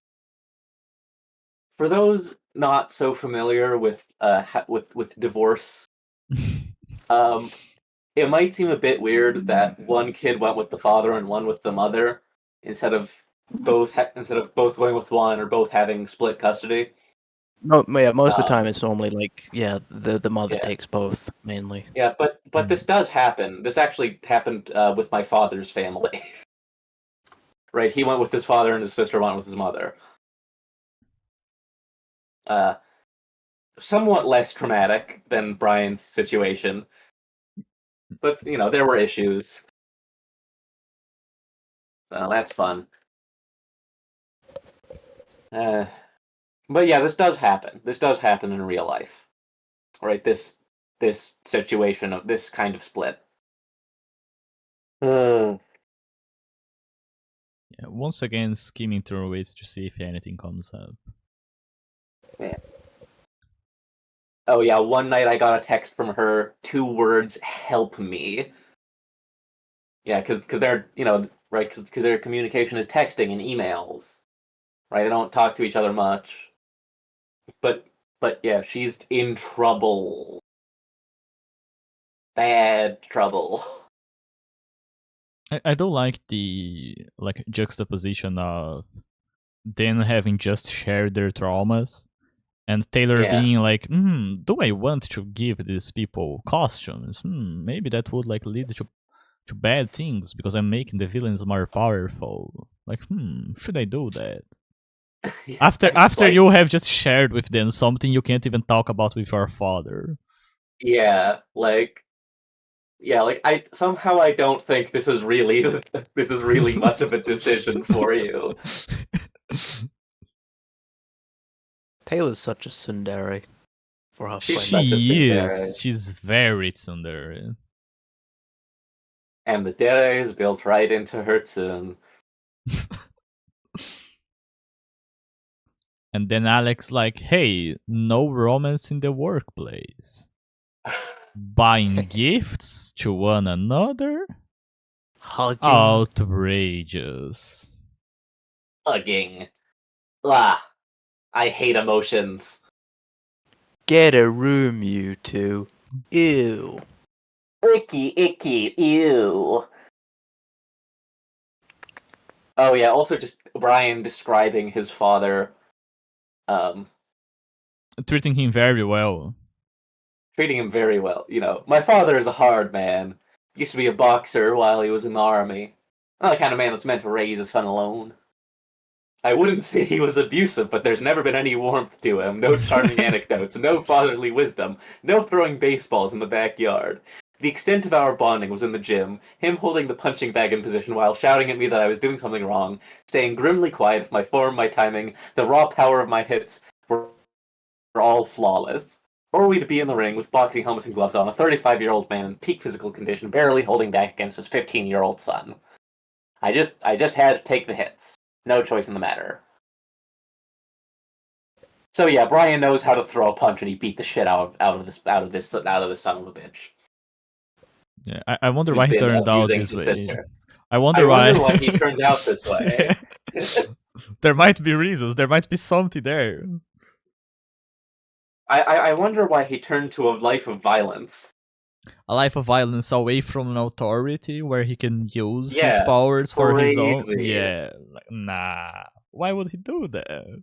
Like, okay, you see people online going like, "Oh, you know, why didn't Gru just join the wards? They'd help him out with the whole Aisha situation." And it's like, because he has serious authority issues. Yeah, like a lot of them. Almost as if that's like a common recurrent theme. It's almost like there's a reason for this character to act this way. Yeah. Not just in Worm, but that's just like common. Yeah. You have an issue with authorities, so you work outside of it. Yeah. And it kind of makes Brian not really a supervillain in the same way that Taylor isn't really a supervillain. Yeah, or at least in terms of intention. Yeah. Yeah, they're villainous actions from non-villainous motivations. Yeah, as the synopsis describes, doing the wrong thing for the good reasons, doing the bad thing for the good reasons. Or no, it's doing the wrong thing for the right reasons. Yeah, I got it on the third try. I wonder if any heroes are doing the right thing for the wrong reasons. Oh, as we have seen, possibly. Glory girl, glory girl. Any word from our resident sociopath? I find it very, very funny that Lisa says that because I'm calls him a sociopath. Your resident sociopath? I think there's two of you. Yeah, there's. I can think of another one. Yeah, I mean Taylor calls bitch a psychopath. Lisa has some fucking tendencies, and I mean let's not even touch Taylor. I mean Alec as well. Yeah. As we'll see later on, he's like, hell yeah, dead people, suffering. Although, to be fair, the diagnostic criteria of sociopathy, of antisocial personality disorder, does include an aversity to authority. It's almost like it's defined this way for reasons. Yeah, would you believe that? And then yeah, they like throughout the chapters they kept mentioning Rachel like every now and again. Yeah. And Taylor was like, yeah, it would be weird to hang out with her. Plus, a lot of people know her, so it would lead to serious issue. And she's not there, and Brian can't call her, so they have to leave to just to check on the money. Symptoms of antisocial personality disorder include repeatedly ignoring right and wrong, telling lies to take advantage of others, not being sensitive to or respectful of others, using charm or wit to manipulate others for personal gain or pleasure, having a sense of superiority and being extremely opinionated, having problems with the law, including criminal behavior, being hostile, aggressive, violent, or threatening to others, feeling no guilt about harming others, doing dangerous things with no regard for the safety of self or others, being irresponsible and failing to fulfill work or financial responsibilities. And yeah, if for adolescents it would be school responsibilities as well. I was about to Which, say, you like, know, that sounds Taylor like has some adolescence. issues. Sounds like an adolescent, yes. All of these characters have some fucking issues. It's almost like they've had some shit ass lives. Crazy. And I mean that's the thing about personality disorders. It's not something you're born with. Yeah. Oh, I guess I guess we can move on, and also like chapters 4.5 and 4.6 are kind of about the same thing. Yeah, it's the whole where the fuck is Where's my Rachel? money? What the fuck is happening? Show me the money, Lebowski. That's a Big Lebowski reference, right? I only watched that movie once. What do you think? I mean, there could be another Lebowski. I never know. Yeah, The I small guess. Lebowski, The small Lebowski. the Yeah. medium-sized mild- Lebowski. The large Lebowski. Now, I'm just going to start reading before we derail. I'm going to read both chapters 4.5 and 4.6 summaries. So, Yeah. quiet and worried, the Undersiders make their way to a storage facility where the money is stored. Taylor exposits about how a lot of people use these facilities as housing because of how cheap they were, with some entrepreneurs seeing an opportunity to cash in, which led to these places being unsafe and unsanitary. But these people have long since abandoned the storage units. The money they had stored from the bank robbery is gone, but the Undersiders meet Uber and Lit, a video game-themed supervillain duo who livestream all of their activities online. Regent uses his power to get Uber to fall from the roof, and O'Brien says that they should capture Lit to interrogate him. Taylor feels excited to fight. And then, chapter 4.6, the Undersiders fight with Uber and Lit. Uber's power makes him talented at whatever he tries, as if he had been practicing it for hours a day for his whole life. While Lit is a thinker who is very good at creating something, but only once. They are weak, stupid, and believe their mission to bring attention to the art of video game is a worthy one. For most of the fight, Tattletale and the Regent are trying to get on their nerves and putting one against the other. They are squarely defeated, and that's when Bakuda reveals herself, explaining that she is in charge of the ABB after Lung's arrest, and that she plans on starting in this position by getting rid of those who dealt with her predecessor. All of the storage units around the Undersiders open to review armed members of the ABB who were waiting for them. Yeah, once again, Tattletale, you gotta work on that, girl. Like you're not min-maxing. I do want to talk. I do really love that the costumes that they themed this particular attack around Bomberman because Yeah. of Bakuda, and that she's also in costume with them. Yeah, it's so good. They're such like stupid ass They're characters. such fucking dweebs. I love them. Yeah, I mean, it should go without saying. There is no point in trying to prove video games are art. Everybody already knows that. Even in And anybody 2011. and anybody who doesn't think that is not going to listen to you. Yeah, you don't need to I mean, I saw a fucking talking to a guy the other day who got like really pressed about like trying to convince me that like rap is art, and I'm like, I already agree. What? What are you trying to fucking argue like with me about? obviously. What are you? He was like, yeah, yeah. No, I mean, I'm not people just like you're not people Ben just Shapiro. people don't respect rap enough. You know, it's like Kendrick Lamar. You know, have you ever listened to Yeah. You or yeah? And I'm like, dude, Kendrick Lamar won a Pulitzer Prize. That's like Yeah. that's like the highest, most prestigious award that like only one other like it's all like classical and jazz musicians. The only other one that's not is fucking I mean, a Pulitzer Prize is a him and journalism award. yeah. I'm Yeah. imagining this random man just pulling up to you and being like, could not comprehend this shit if I fisted their brain with it. 10, 9, 8, 7, 665, fork it tongue. And they're like, well, yeah, Uh, of course. Why not? Yeah, yeah, just fucking dweeb people getting so. He's like, yeah, we know. Everyone fucking knows. What do you need? What do you need? Who in your life is not saying it? And like, why are you making it my fucking issue? Like, You want somebody in your life to recognize it. It's not me.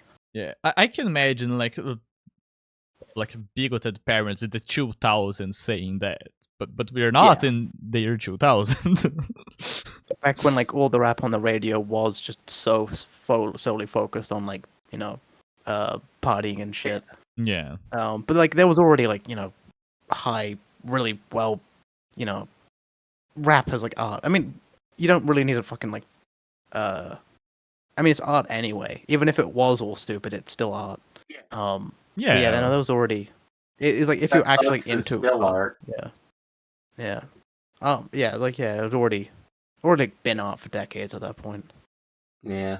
This is actually very fitting because talking about stupid, like these two, Uber and the lead, they are like, oh no, we gotta make people understand games, and they clearly don't fucking understand it because they're not doing like 7 hour long like analysis videos. They're like, oh, let's blow stuff up because it's a reference. Get it? Reference. It's like Bomberman. Let's beat up some hookers for Grand Theft Auto. Yeah, And it's like it is the most like well-known video games as well. It's not like they're trying to call attention to like I don't know Deus Ex or like Planes Game Torment stuff that people like do consider like art. Yeah. If they came out and did a fucking Shin Megami Tensei one, they would have my respect fully. Yeah, I fucking love that. Okay, which one's God? Which one's the devil? Which one's the neutral player character? They need a third person for that one. Yeah, Bakuda can obviously be chaotic chaos. Yeah. Bakuda can be chaos, yeah. Yeah. Oh, we will talk about Bakuda and Chaos a lot. I love Bakuda. I really love like her. I don't know enough about Uber Elite so far, but I guess. This is kind Yeah, of I don't their know. thing. Yeah. They are. Yeah, like when you imagine like Geek Man, you'd like the 30-something old Geek Man, and all of the opinions that they have, they are literally just these two, except they have powers. Yeah, and they're kind of a lot bad at using them. I love when they're like, like Tattletale is like, oh, but he keeps pulling you down, like Uber, you could be something, but Lit is really bad. It's like, shut up, I trust my friend. Yeah, and you do gotta love that loyalty. We're bros. Bros before hoes. I invented an alignment gun. It shoots you and you find out what alignment you are.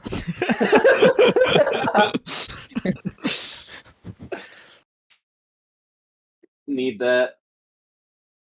Even as like they're there, like as soon as they appear, Tattletale's like, oh shit, I was almost worried for a second, but it's just these two. It's like, how many times have you beat up these two? It has happened a couple of times for you to have this reaction. Yeah. Like Regent makes, I think Uber fall, and like they don't even react. They're like, yeah, this is basic. This happens. We're used to this shit happening. I smiled behind my mask and reached out for my bugs. Yeah. Fuck yeah, violence in super villains and they are weak? Yeah. Hell yeah. The most pathetic supervillains alive. Tattletale even asks, like, no holds barred? And Brian is like, leaving one of them in a state to be interrogated. And Taylor's like, fuck yeah, I want to beat someone up so bad. Yeah. She's so happy to have an excuse to beat people up. Very superhero behavior, right? Very heroic of her. At no point she goes, well, we don't have to do that. We can just, like, immobilize him. Like, which would be, like, fitting with her ideal of, Yeah. let me not involve myself too much. No, she's just like, okay, yeah, I will beat him up. Why not? And then, of course, Leet has these really ineffective bombs that actually don't do anything. They are just visual. Yeah, it's just a hard light projection. If Worm took place in 2016, I think Oberyn Leet would come out as Sans and Oh, they Papyrus. absolutely would. Yeah. Sans and Papyrus. Yeah. I don't think they have a video game review channel, and they're really bad. They like, do. They They're can't. really bad. They yeah. can't talk. Like, they make reviews for everything, but it's like 20 minutes at most. They cannot talk about something for longer than that. They don't have enough topics to really explore it. Yeah, it's like the new Gears of War sucks. Yeah, and it's And the that's two of it. them sitting like in a sofa. It's like Leet. it's the length of a zero punctuation review with 100th of the thoughts. Leet at some point makes like a second channel and it's like a video game donkey ripoff. Yeah. And like trying to be funny. Yeah. But it's like 50 each episode is still like 15 minutes long of him trying to be donkey. Oh god. I also think Which it's really... happens. There are channels like that, by the way. Oh, there Oh, yeah. absolutely are. Like Amy said, there are plenty of guys like this in real life. These ones just have superpowers. Yeah, and they're not any better for it. Yeah. Tattletale even is like, they watch the streams because it's like really funny to see you guys failing. They're like, shut up, they're my fans. Yeah. It's really good.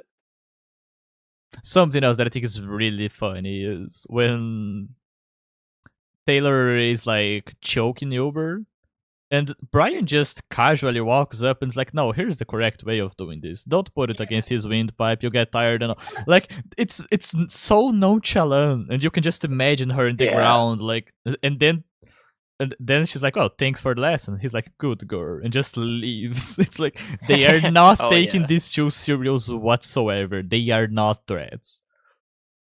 He's like, we're only a few steps away, so shout out if you need a hand, and he just leaves.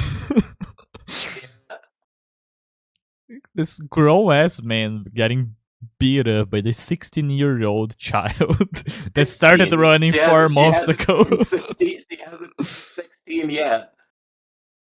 Yeah, who has the body of a 13-year-old boy? The physique of a 13-year-old boy, yes. Yeah, I'm very grateful for... Also, Taylor's watch. Also, Taylor used to watch their streams. Oh yeah. I really like the decision to not take them seriously at all. Like... Yeah, each time I tuned in, I'd been surprised to see there were thousands of viewers. I stopped because it wasn't feel-good watching. They were real underdogs, struggling to succeed, which made you feel sorry for them, made you want to root for them, until they did something despicable. Then you found yourself looking at them in a negative light, looking down on them, cheering whenever they failed. It felt like I was looking at them the way Emma and Madison and Sophia looked at me, and it was gross. And yeah. But like Taylor knows very well that they walk with that they just god. I keep imagining them like starting a stream, like being the two of them in a car, like dressed in Bomberman costume, like, hey, what's up guys, it's Uber and Leet here, we're in Brockton Bay once again, and like just very poor production quality. They just happen to Yeah. have a really good camera for some reason that flies around because it's the Yeah, one because good Elite thing made that it. Elite made it. It is the one good piece of. They just like walk around in a car until they see someone and they just decide that they're going to target that person. Yeah.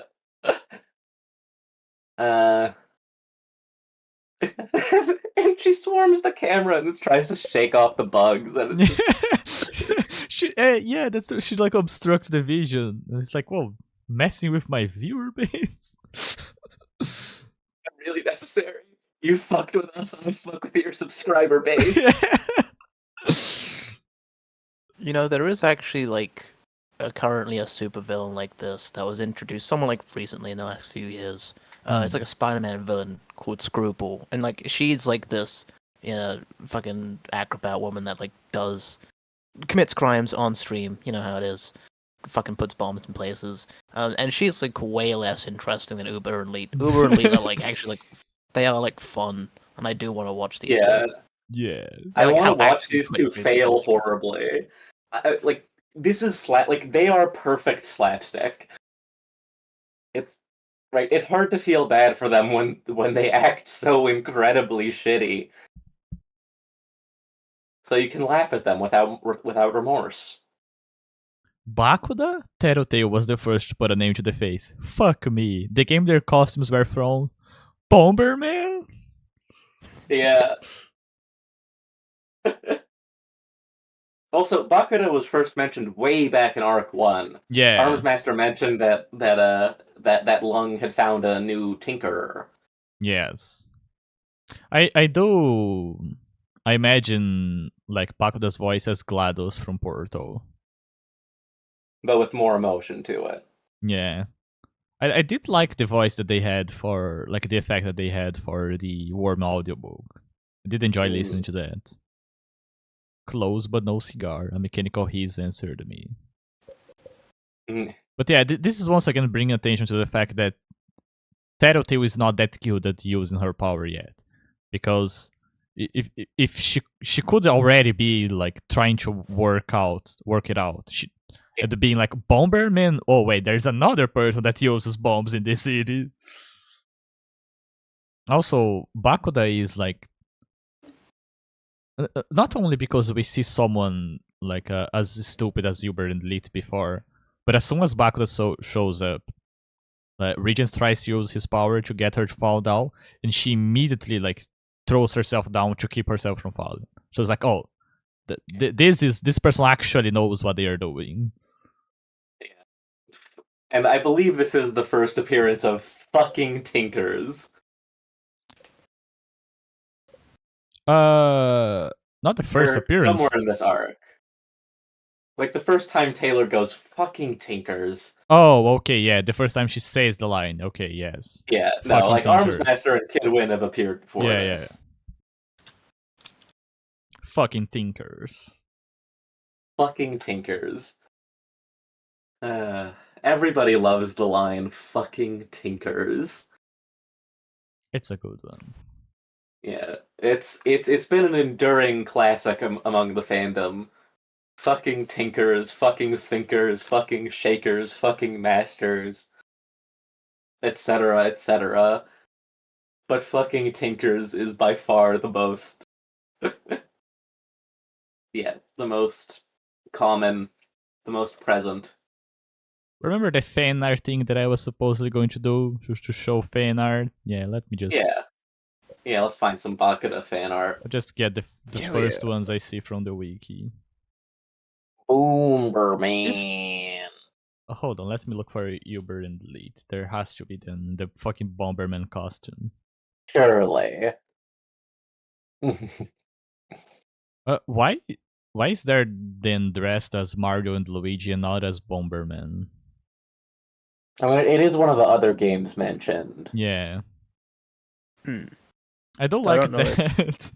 Like Taylor also fucks up with his cosplay. She's like, well, just to be safe, let me remove his belt and break his antenna. So like she also destroys the cosplay. Yeah. Enough talk. "How about you?" And then they lose, and then they faceplant and die. Yeah. Except they don't die; they just faceplant, get choked out, and tied up with spider silk. Not sure how to break the next chapters either. I think it makes sense to read 4.7, 4.8. Yeah. Okay. Because there's quite a bit that happens. Like the whole rest of the other half of this arc is this one pretty extended much, fight yeah. sequence. Yeah, so chapter 4.7. Bakuda begins her attack on the Undersiders. Her bombs are far more powerful than Lit's and they can create different effects. They find out that the ABB had been recruiting members from around the city who aren't simply gang members, but their families and others too. Surrounded by these new armed members and being targeted by Bakuda, the Undersiders can do anything but run, despite their best efforts that they are still caught. Surrounded by her thugs, Bakuda starts talking, and she goes on for a little while. She orders Tattletale to stay quiet, telling her thugs that if she says anything, they're to shoot. Then orders one of the people under her control to shoot one of the Undersiders. He can't, so Bakuda simply lets out a bomb that liquefies his body through vibration. To ensure she would stay on power, Bakuda planted bombs in the bodies of everyone she could get her hands on, making it so she can get rid of them at any time and with the threat that if she dies, then every bomb she has ever made goes off at the same time. To prove her point, Bakuda asks a girl if she could shoot one of the Undersiders. Looking at the liquefied body, the girl says she could. Bakuda then simply explodes another bomb at Chaos and Shoes, with Regent using his power to knock people into one another. Gru surrounds. I wrote through surrounds them, but it's Gru. Gru surrounds them with his darkness and they flee again. So that was 4.7 and 4.8. I'd actually like to go back a little bit. Okay. Because you put in the chat that 4.5 was oddly written worse than every other chapter so far. What was Oh fuck yes! I have to find that. I had completely forgotten about that. Yeah, what's because like to me, like 4 or 5, it just feels like seems more of the same to me. So I would like to see. Let me see where I took note of it. Yeah, I mean, I think going back to 4.7, while we wait, I think Bakuda's sort of narcissistic showmanship is pretty fun, and like pretty yeah, pretty terrifying. It's good. Yep. I like, the fucking person just melting into a puddle I wasn't expecting. It's also the second time these, in like the span of like a few days, the fucking, Worm and that go out to do a very simple thing and then more people show up and like it immediately fucks everything up. Yeah. Seems to happen a lot to them. Oops, didn't pick our battles. Yeah, so it's more like general things on 4.5 where it feels as if there are some lines that don't fit tonally. There is like some weird playfulness where it kind of just goes on and repeats itself. Like the first paragraph starts, sunsets are always best after a spell of bad weather. Today was no exception. Then it continues saying some other things, and then at the end it says, it looked especially amazing as we approached the water of the bay, but none of us were really in a mood to appreciate it. So first, like the paragraph ends saying the same thing that the paragraph starts saying, and also this is written in first person. So if it looks amazing, but no one is in the mood to appreciate it, then why is the character focusing on it? How can it be described when she's not like focusing on it herself? Yeah, that's true. After like the way that it gets into the exposition about the storage lockers feels like clunkier as well, because where is it? Yeah, you could actually like cut out that entire like first paragraph. You really could. Yeah. a fair bit of the chapter, really. Like they are in a situation where, as Taylor herself says, it was like we were an entirely different group of people from the group of friends that had walked from the market to the loft. There was no conversation, no joking, no bonding. And then it continues. The storage facility was just a block from the train yard, just past the chain link fence. I could see long abandoned boxcars set like oversized crumbling tombstones, overgrown with weeds, surrounded by discarded bottles and the makeshift shelters. The entire area was desolate, empty. It was hard to say why the bus even came this way. I suppose maybe there was a skeleton crew of employees maintaining the rail for the trains that happened to pass through. The mood was just established as being there was no conversation, no joking, no bonding. And then she's like, well, what if this is like a graveyard and there is a skeleton crew? Like, that is going so far away from what is actually there. It doesn't connect very well to the mood that the character is feeling, because like I can see if this was written a little differently that it would be, well, the character is cracking a joke because she's tense, but she's not cracking a joke. She's thinking about a joke to herself in the middle of an exposition that has a different objective. Like the paragraph's point is to start talking to us about this feature of the landscape of the city that is going to be important, that keeps being referenced, like how issues of the past created issues of the present, and like poverty. But then it kind of just breaks its own tone to make a joke. And that only exists because I could see long abandoned boxcars set like oversized crumbling tombstones. So she's not even talking about a graveyard. It's that it kind of looks like crumbling tombstones. Like, it just feels like half a paragraph is too much for this. Graveyard. Yeah. Like, why not do this when we go to the graveyard? Like, it's a whole, like this one that I'm using as an example, like a whole paragraph that feels as if it was significantly bulked up just for the sake of it. And then it continues. We descended into the maze. Each storage locker was only about 10 feet by 10 feet across, but there were hundreds of them, each one joined to the one beside it, organized to disorganized rows of 10 or 20 brick shacks.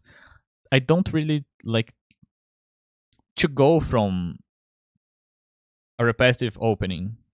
This is serious. We are not joking. Oh no, in fact, we are joking. Oh, anyway, let's continue the conversation. Like, let's continue, not even the conversation, let's continue the exposition. It's just very clunky. It's like trying to do too many things, and at least a whole paragraph here is like very oddly misplaced. It reads like, if a character is going on for so long, like the exposition itself is interesting. Like, I like that every place that we go we learn more about the city, but it doesn't really fit with what the story is telling us that the character is feeling. If this is if she is in the mood to not appreciate the scenery, then why is she paying so much attention to the scenery? And if she is paying so much attention to the scenery, but they have to get there fast because they need to check on the money, then she'll have these big ass paragraphs talking about another like part of the city that just takes away some of the sense of potential danger from it. So like the whole like first half of this chapter felt very clunky to me as I was reading it. Yeah, 4-5 and 4-6 probably could have been one chapter. Yeah. Yeah, no, I think I agree. Like, I was trying to, like, sort of rush through the chapters to try and, like, get it, so I can, like, record today. Yeah. I didn't quite, like, pick up on it. But you are right. Yeah. There is this one other line, like, when Uber appears. Rest assured, Tattletale, Uber proclaimed. He was the sort of person who proclaimed, announced, broadcasted, and declared. So it's like, Uber proclaimed. He was the sort of person who proclaimed. That could just be rest assured, Tattletale, Uber proclaimed Right. he was the sort of person to do that, to announce, to broadcast, to declare. Or rest assured, Tattletale, Uber was the sort of person that proclaimed, announced, broadcast, and declared. You don't need he proclaimed, like in one line after the other. I know these chapters weren't really edited, but in this chapter in particular, it feels as if it was just a matter of like a kind of need to get there, but also I needed there to be something else at the start. Otherwise, it's too short of a chapter, and maybe it doesn't work as a single chapter, perhaps. And I don't really feel that in the other chapters, so far at least. And I've hinted at this a lot, but I don't remember when the shift happens. But there is a shift in chapter structure going forward, and Wild Bow finds a very specific kind of plot structure, like chapter by chapter plot structure, and it works really well. But here it's much longer as time goes on, a lot more consolidated. Yeah, significantly longer chapters and like much more focused, like a lot more happening in each chapter. But here, specifically in this, it kind of just feels as if it coincided, where this is a very short chapter where not much is happening, but at the same time it's kind of clunky, and because it wasn't edited, that stands out a little bit more to me. Well, yeah, considering he released an apology chapter, there was probably something going in his life. Oh yeah. Time. Oh yeah, and I'm pretty sure, I don't remember at which point it was, but when Wild Boy started publishing Worm, he had 16 chapters written. So, and he did say he ran out of them pretty fast. So, and also, let me be honest, Wild Boy writes a fuck ton faster than I can. So that obviously plays a part into it. Yeah, and he does not fucking stop. He does not chill. If you start looking at his other series, and he kind of just goes from one to the other. That's how it feels, at least. It's like he finished Worm, posted some samples of ideas he had, then wrote 1 million words of Pact and another however the fuck long Twig is. And then Ward and Pale, and he just keeps going. He keeps fucking going. He doesn't stop. Yeah, I'm not going to follow the story over much, because there is this one chapter I think is kind of bad. Yeah. It's impressive that this isn't what most of it is like. Yeah. I mean, I could, if I got to the point where I needed to start writing the chapter that I'm going to post this week, I am not fast enough of a writer to do that. I would just put it on hold for a couple of weeks, maybe a couple of months, which is why I am trying to stay 40 chapters ahead of publication on my own story, to ensure that this does not happen. So yeah, if I had to write chapters to post in that week, there would obviously be much other structure to some of them. Yeah. Where were we again? Bakuda? Yeah, I like Bakuda. I like how theatrical she is. I was talking yesterday I was talking about how I wish there were... love my insane queen. Yeah, I wish there were people that are very theatrical, just naturally in real life. Yeah. Because I just really like seeing that. Yeah, I wish I was on the Silver Globe. Yeah. Well, not that much. Yeah, it's just I wish I were the Silver Globe. I still haven't watched that movie. Oh, it's a good time. I wish I was the Silver Globe. I want to be the planet. Yeah. Bakuda would on the Silver Globe. Mm-hmm. Even if she doesn't get it, she would have that as her favorite movie, to be like how smart I am. You don't fucking know this fucking high art film that I know. You don't get it. I get it. You don't. She doesn't get it. Yeah, I would explain to her. I would sit down and be like, Bakuda, here's what Understeer Globe is about. And she's going to be, well, I knew that. And I'm going to be like, oh, okay. And she's lying to my Yeah, face. yeah, it's okay. But I would yeah. trust her You because know. she's a hot woman. Yeah, if evil, why hot? If evil, well, it's because she's evil. Oh, The evil is attractive. it is. It's the allure of danger. As we all know, heroes fall in love, villains have sex. Villains fuck. Villains fuck. Yeah, there's a lot that I like, just like thinking about a story where even though we get different perspectives, it's very much focused in Taylor Hibbert Wormgirl. So having a character that is this, like, no pun intended, bombastic, really helps to give her a personality. Like, you just met Bakuda, but you're like, oh yeah, she is terrifying. I don't need to see her doing much to see that, yeah, they are in actual danger here. Like, Taylor herself even points out at one point that, yeah, like now she's starting to appreciate what Beach brings to the team, because without Beach, they can't do anything. They're just running away from this one person because she just has this power that really fucks with them. Like, all the other members are there just to occupy space, basically. They're not really doing anything. Yeah, they're just... Yeah, like all the other members of the ABB, they're like... It's like, it goes out of its way to sort of explain that they're just regular people. And then like Kabakuda is like a fucking insane supervillain. I love my megalomaniacal queen. Yeah, and this is the chapter 4.8 where Regent shows himself to be kind of fucked as well, because he's like, oh, the way you liquefy that man was very cool to watch. It's like this morbid curiosity of, I really want to know how this looks, but I don't want to watch the video where this happens. But Regent's like, no, fuck yeah, I love that. Yeah, then fucking Bakuda is trying to explain it. It goes, no, I don't care about the side shit. Just fucking, it's cool. Shut up.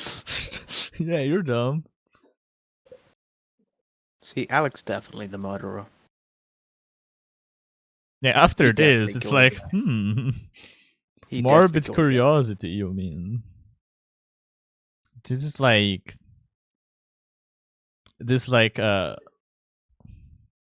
whenever you find out about something that is on the internet, like anything that is violent in some way, like the Grizzly Man tape, like the audio of Grizzly Man dying, and it's like, well, I know I'm not going to enjoy that, but I kind of want to listen to it. Yeah. Or what's the other one? The Bayer Dolphin incident. Like, you don't need that in your life. Yeah. The Byford Dolphin. Yeah, you don't need that in your life, but it is out there. You can see it if you want. I heard about it. I was told not to look up the photos, and guess what? I fucking did. I looked up the photos. I even saw them in color. Yep. I hope when they show off this guy Park dying, I hope there's like a live leak thing in the top left corner. Yeah, I mean, they are recording. Like, Bakuda makes a point to say true. that they should record because she's going to spread the footage. Yeah, but this was like I mean, Uber and Leet's snitch is still going, presumably. Yeah, but also Bakuda orders a guy to film it. Yeah. So yeah, there is a live leak somewhere. There's just like there's like hundreds of videos of just like Chinese industrial worker guys just being sucked into a big old machine. And it's like yeah, like a crane fucking crushing the guy or getting sucked into the grinder or yeah. There's even like like the things on the car wash. Like, you do not want to get picked up by that. I mean, look, if there's growing up on the internet with access to live leak might not be good for you, but it does give you a healthy fear of industrial machinery. Yeah, as every healthy person should have. I took a welding class once, and they had like metal grinders, right, for grinding the nubs off metal and shit. Hmm. And good God, did the instructor show us some horrifying. Yeah, I can imagine. Like, there is definitely some educational value in gross and showing your students something gross and horrible and awful to scare them. Yeah, like in sex education class, like in sex Yeah, ed. showing the Like results boom, of STDs. yeah, here STD. You're like, ah, shit, I'm never going to have sex Yeah, in my or like- life. Yeah, or like in Australia, how they have pictures of what happens to your lungs on cigarette packets. Oh yeah, Oh, yeah, that's they have pretty that here as common. well. That Yeah. like every like cigarette pack in Brazil has those. Like there is not one Yeah. that doesn't have those. I think only America is like might be one of the few places. Well, actually, no. I think there's still quite a few countries where it's like, yeah, having We have like the Surgeon General's warning, but we don't have pictures of what happened. yeah. Yeah, I didn't even know that wasn't like common everywhere. I thought it was explosion bias, I guess. Yeah, Yeah. like when I went to Italy, like they had like just normal, cigarette packets and stuff. Hmm. But yeah, in the UK, it's gruesome, gross, weird, fucking Yeah. black tar lit your lungs and pictures of women's teeth all falling out and rotten and stuff. Yeah. Yeah, I don't think I've ever actually seen one of those in person. None of the places I've been and like actually seen a cigarette pack, Hmm. there have had that, which is very fun, which is very funny. Anyway, back to not talking about cigarette lung. Lung, like the character Lung, from Worm. lung. God damn it, he's actually relevant. Fuck me. Do you think, because she's all prepared for fighting these people, do you think Bakata has like some sort of like jock strap protecting, so she doesn't get like fucking a million bean stings on her fucking vagina and stuff? She remembers what happened to lungs. Yeah. You're like, well, I don't have a dick. I don't have to worry about that. Yeah, but it's still like, there's still something there that could be Yeah. bitten and fucking stabbed, and fucking bugs can go up there and Look, Taylor was just talking about how she doesn't want to have to feel everybody's sweaty crotch. Well, she says she doesn't want to feel dicks, the shape of dicks. She never said anything No, about she says vaginas. crotch. She says crotch, and crotch Oh, is she like says a gender crotch? neutral term. It's mainly Yeah, used just- for men, but like it is gender neutral. No, yeah, I just Yeah. didn't remember her using the word crotch. Yeah, Alex, like, oh my god, you should give everybody crabs. Yeah, and she's like, yeah, as much as it would be funny to give all my bullies crabs, I don't want to fucking. Yeah. I don't want to fucking. Taylor I want to feel a bunch of sweaty crotches. Taylor should be doing. Vagina. Yeah, Taylor should be doing what Uber and Lead do, but it's like just her playing pranks on everyone. She has a channel dedicated to that. Skinner gives everybody crabs. Lice in the hair. Bug flies in your ointment. I was arrested? Question mark. Welcome back, gang. Welcome back, gang. Today, I'm gonna be going up to the bank, but go to the bank tellers, and I'm gonna be putting bot flies in their scalp. No. Yeah. Her fans are the arachnophobics. That's their fan base name. Oh yeah. Arachnophobians.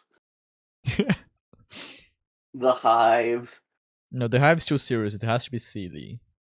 Arachnophobians. Yeah. Bumblebees. I'm just going to continue. Chapter 4.9. Yes. As the Undersiders 4.9. 4.9. As the Undersiders run, they try to come up with a plan. Tattletale using her power and Taylor mentioning what she knows from her research. They believe that Bakuda's megalomaniacal and narcissistic personality is her weakness, that she's not going to react well to a small loss, and Tattletale figures out that Bakuda is lying about setting her explosions off with her mind. Guru stays back to bide in some time with his darkness. Regent helps by using his power, but it had already backfired. I really fucked up the way I wrote this because I was on a run. I had to get this done in like 2 hours. After using it too much, causing his muscles to cramp up, but his insistence on using it causes him to collapse. But not before he manages to crash the jeep with Bakuda. They're talking about taking Bakuda hostage before something that causes Taylor a lot of pain happens. I do have an actual paragraph on this. No bugs, still too few. We'd been constantly moving, so my bugs hadn't a place they could congregate. And this place was lousy for them anyways, in quality and quantity. How could I have been so goddamn stupid? I should always be prepared. And now I was in a state to help a friend and teammate when I needed it most, because I'd assumed my bugs would be on hand. So first, Bakuda is the one that actually knows how to prepare. Like, she's doing what Taylor thinks that she herself is doing. And also, I was in a state to help a friend and teammate when he needed it most. I thought you were just invading their ranks. What do you mean, friend? You like them? Oh, the hypocrisy. I think it does make sense for me to read 4.10 as well, because that's when Taylor wakes up. Yeah. 4.10, Taylor awakes an unspecified amount of time later, feeling too much pain and too confusion to fully comprehend what is going on. She sees that Bakuda has Gru tied up, complaining about how they were hugging as if the fight was already won.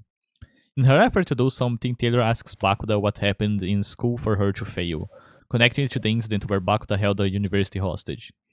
It seems to get to her, but doesn't solve their issue, as Bakuda starts working on putting a pill-shaped bomb into Gru's nose.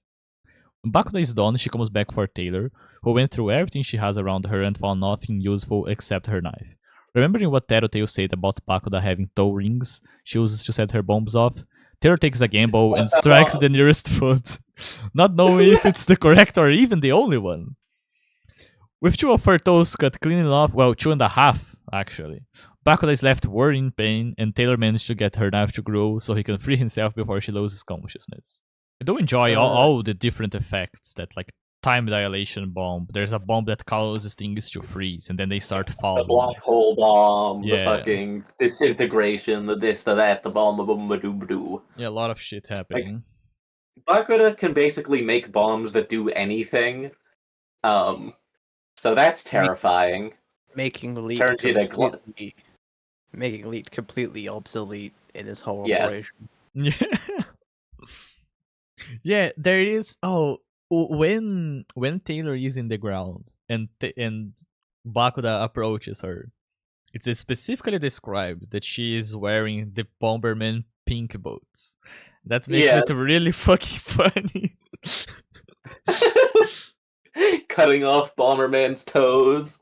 I also think there is a mistake here, because unless I'm forgetting something, Tattletale says that Bakuda's rocket launcher is like tied to her fingerprints, so they can't use it. But here, she's described taking her pink gloves off. Wild Bow, minor mistake. Hey, tinker bullshit. She has her fingerprints like printed into her gloves. Can sense the fingerprints, the fingerprints through the gloves. Yeah, because what if someone took the gloves? Yeah, you can just steal it and it has to. It's reading her fingerprints through the glove. This makes complete sense. Does it? No, but it's fucking tinkers. Fucking tinkers. Fucking tinkers. Fucking tinkers.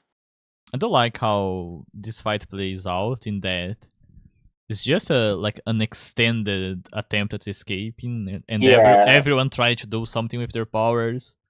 Gru has like this really creative use where he kind of makes like a fake shape out of darkness. Yeah. And even Taylor is like, "Oh, you scared the shit out of me," and they hug. Oh, no romance in the workplace.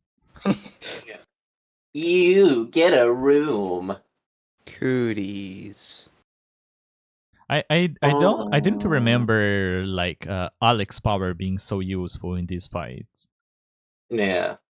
Oh yeah, yeah. I mean, because like it's just like a nerve kind of fucking with, Yeah. which can yeah. Turns out there are a lot of nerves you can fuck with. Yeah, especially Turns out like when people have like an entire like nervous system. huh? I think. Yeah. Huh? You're telling me these nerves are connected to each other? Yeah, they're all fucking. This is a good fucking 4.10. This is the best chapter of the arc, I think. Mm. I like this one a lot. I like the desperation of it. I like. Bakuda's fucking agony bomb, cutting off the toes. The toes is just really good. Yeah. Toe Think it's rings. in 410 where it's like, yeah, Bakuda's like putting the miniature bomb up Gru's nose. Yeah. Yeah. You gotta turn him into like the fucking elephant man, like mutant fucking thing. Yeah, it's cool. I mean, I was like supposed to check through this, but like, is it like still in there? I'm pretty sure it is, right? No, Like, is that- it was removed. Oh, The okay. pill capsule? Yeah. Yeah. From Gru's No, nose. it gets removed, but like next chapter. Yeah. Okay, yeah. Yeah. Yeah, I thought so. I wasn't wondering if it was gonna be like a thing that's gonna come up later. Something very curious about this chapter is that like obviously like yeah, you get the toe rings being mentioned, you get like a skull being somehow important to Bakuda. I mean, she's like she is a skull bomber. Unlike our character, unlike our main character, held her, who is Yeah, almost a her school shooter. She held her university hostage with a giant bomb. Yeah, so it is like let's build these things and well we use them to try to get out of this situation, but this is like a narrative tick that Wild Bull has, and he has said that one of the things that he likes doing when he's writing is to put characters in to write characters in corners without really knowing how they are going to live, because that requires them to do very specific creative things, which is how he managed to get like interesting usages out of the powers. This is a thing that he loves doing. He's going to do this in basically every arc, like just in a very desperate situation, and they're not really sure how they're going to come out of it, but it fits like Taylor's character of wants to be prepared, going through things, going through all the things in her backpack, citing them one by one, like making lists, figuring out what is the one thing she can do in this situation. And this is, I just think it's an interesting writing exercise to write this character aspect into the way you approach the story yourself, which is to, well, let me write her into corners, and then I can figure out how she's going to live. And there are some pretty big ones coming up. Yeah. There sure are. Oh, next arc is gonna be fun. I don't even I actually remember. think Fukumoto has like Nobuyuki Fukumoto, creator of Kaiji. I think he's also expressed like similar sentiments of like putting like so many small weird details and stuff, and then backing up the characters and like Kaiji specifically is like he's a guy whose mind only really works at its best when he is so far backed into the corner. And like there is nothing else. That's when he like fucking, takes a piece of sellotape off the wall and like uses it. Yeah, that's when he cuts his fucking ear off Yeah. to get a momentary advantage.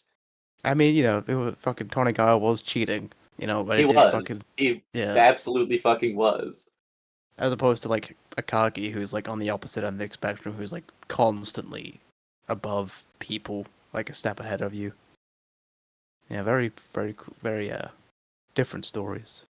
Oh god. I really only know Akagi for the fucking 20-year. The arc that took 20 goddamn years. That is one game. Yeah, it's good actually. It is actually very good. I'm sure it is. I mean, but it is really funny. Well, you have to have time for Washizu to die and go to hell, and then come back. You know. God. Yeah, die from blood loss, go to hell, and come back. Average game of Mahjong. Average game of Mahjong. All right. Well, yeah. Because I could talk about fucking Fukumoto forever, so I'm gonna stop myself. Yeah. Any more notes on 410?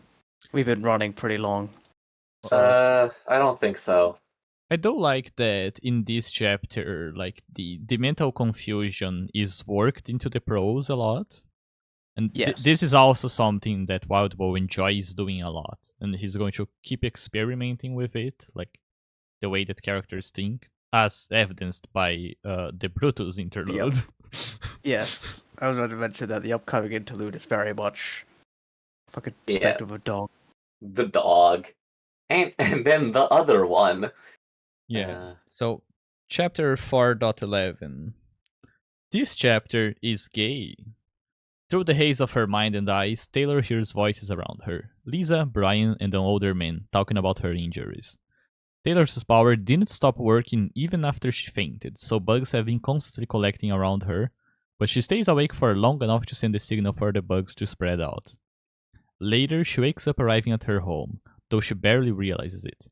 Brian and Lisa take her there and speak with her father, telling Danny half-truths about how they were cutting a shortcut through the docks when a bomb went off and they were caught in the mess. As it happens, Bakuda had been setting bombs off around the city while they fought, all in an effort to drag attention away from Oni Lee's mission, which was to invade the Protectorate headquarters and to release Lung, who is still the leader of the ABB, which is now 12 times bigger than it used to be. The city became a war zone, with the ABB attacking different spots where other gangs hang out to keep their power. Brian did manage to find Rachel, and their boss got the money from the bank robbery, just a couple grand missing. After everything that happened, Taylor had a good excuse to skip classes for a week, and sitting there in her room, watching TV and laughing with friends while leaning on Brian's shoulder, she is enjoying the present for perhaps the first time in the story so far. This chapter is gay, and then I have all the gay moments, which is... Oh, yes. So, Lisa asked me in a quieter voice, as she climbed onto the sofa bed to lie beside me. Does the story pass muster? Lisa put a finger against my lips, silencing me. I like that idea, I replied. So what really happened last night? She moved her head so she was staring my pillow, starting from when. It's pretty gay. I like it. Wild Bow enjoys Yuri, I think. We're I feel like we're going to talk about this several more times. Yeah. But Taylor, Brian, Lisa, bisexual threesome. That's my predictions. yeah, look. The funniest thing is that all the gayness between Taylor and Lisa. Wild Bow, I think to this day claims it was unintentional. Yeah. But no, she's come supposed on. to be straight. She's supposed to be straight. I mean, come on. Come on. This now remember the joke I said it was going to be? There's two girls lying in the bed, one with a hand on the other's lips, and the girl is Brian's just there. Brian's the cuck. Brian is the cuck. Brian's the cuck. He really is. And this is after the way that the last arc ended, which is two girls walking their dog. No, two girls just getting their groceries, walking their dog. Sure, Wild Bow, sure. Sure, buddy. Look, there's a reason Taylor and Lisa is almost the canonical ship in the fandom. It's the obvious one. It's like, it is by far the most popular ship. Now, walking back from the gayness, this chapter does a lot just for like the plot, like connecting the two sides of her life. That in this arc, well, when she was speaking with Lisa earlier in the market, she was like, well, I want these two parts of my life to remain separate, and here they are connected. Yeah. So, once again, things are going wrong. Once again. Look, being Taylor is suffering. Being Maguka is suffering. Being Taylor never go right for her. It's a law of nature, almost. Yeah. Oh, I didn't write it down here, but yeah, when like Lisa says that she called the boss and the boss sent them to a doctor. That doctor removes the pill-shaped bomb from Gru's nose. That's detail is in the chapter. Cool. So he does not Cool. have the bomb, but like this was like yeah, sure, like they got the money and they are being paid, but this was a pretty big loss. Like Lung is back, the AVB is going on a rampage, they are more powerful than ever, and we just barely survived. Like the things are not well. And now, yeah, they're like sort of targeted by the ward, targeted by the ABB. Just sort of for a small group of villains, they sure do have a lot of fucking enemies. Yeah, which in a sense does connect with what like Lisa was talking about when it comes to like cops and robbers, where like you don't really want the game to end, but here it's like seeing the really bad side of it, and also the truth of it that yeah, like you are not really going to solve something by killing a guy, or not even killing him, just trying to get him out of the streets. Like the power structure is already in place. It's not as simple as Taylor thinks. Like, let me go out into the night and attack the first bad guy I see. That's dumb, Batman. That doesn't work, And also, Batman. Yeah, also one of the things Lisa says in like the cops and robber speech is most of us, we're just doing this, we're having fun, right? Yeah. But then there's the monsters, you know. Bakuda. Yeah, Lung, Hookwolf, Bakuda. Yeah, Bakuda is one of those people who does not give a shit about the unwritten rules. Nah. And that's the thing about the rules. They only really matter if you're not strong enough to get away with breaking them. Yeah. Or if you're not smart enough to, not get caught. Yeah. It is interesting that in the midst of everything that has happened, this is still the first time where like we see just Taylor feeling good, just like hanging out about something. Yeah. Like just watching a movie with her friends, head leaning against Brian's shoulder, then just laughing at TV. Like, yeah, I think she wants friends. I don't think she's being fully honest with herself when she describes her mission of infiltrating the supervillains. Anything else before we get to the goddamn interludes?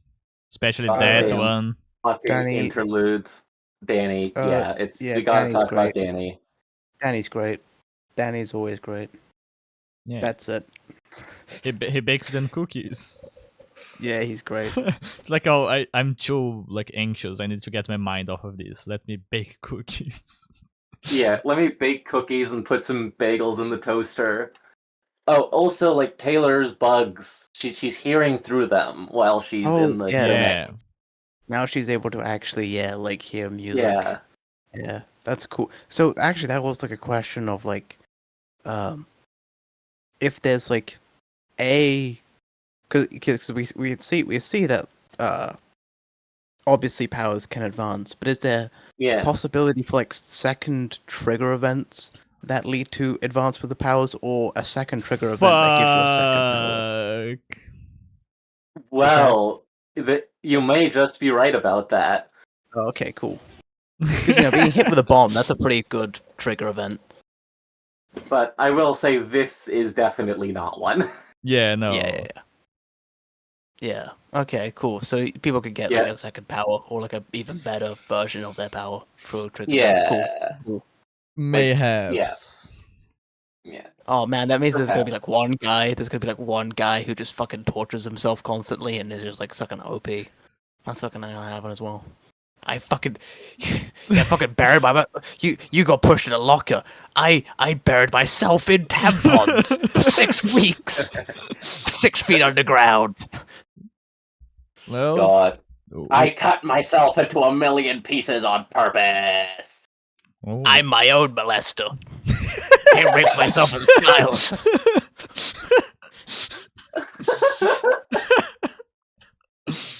Well, we are definitely going to talk more about this subject. Is all that I'm going to say.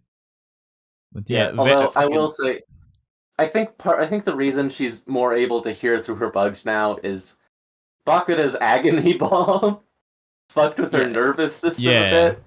So I think this is just kind of the power taking a chance to assert itself, Yeah. if that makes sense. But this is like a very just like a scary idea to imagine that you are not Yeah. like in as much control of your power as you think you are. Oh yeah. Yeah. Because like there is like this description of like, oh, something crawled over my head, and it's like, well, there's cockroaches all around you because I have turned your power off. Yeah. I love that the doctor is like, well, complaining about it, like there's so many bugs around. Are you sure she doesn't have a serious brain injury? What's with all the bugs? Excuse me. It's like what does he say something about sanitizing the place? Yeah. Yeah, because if you have like bugs everywhere, that's not good. Is this the first example we get of like powers being out of control?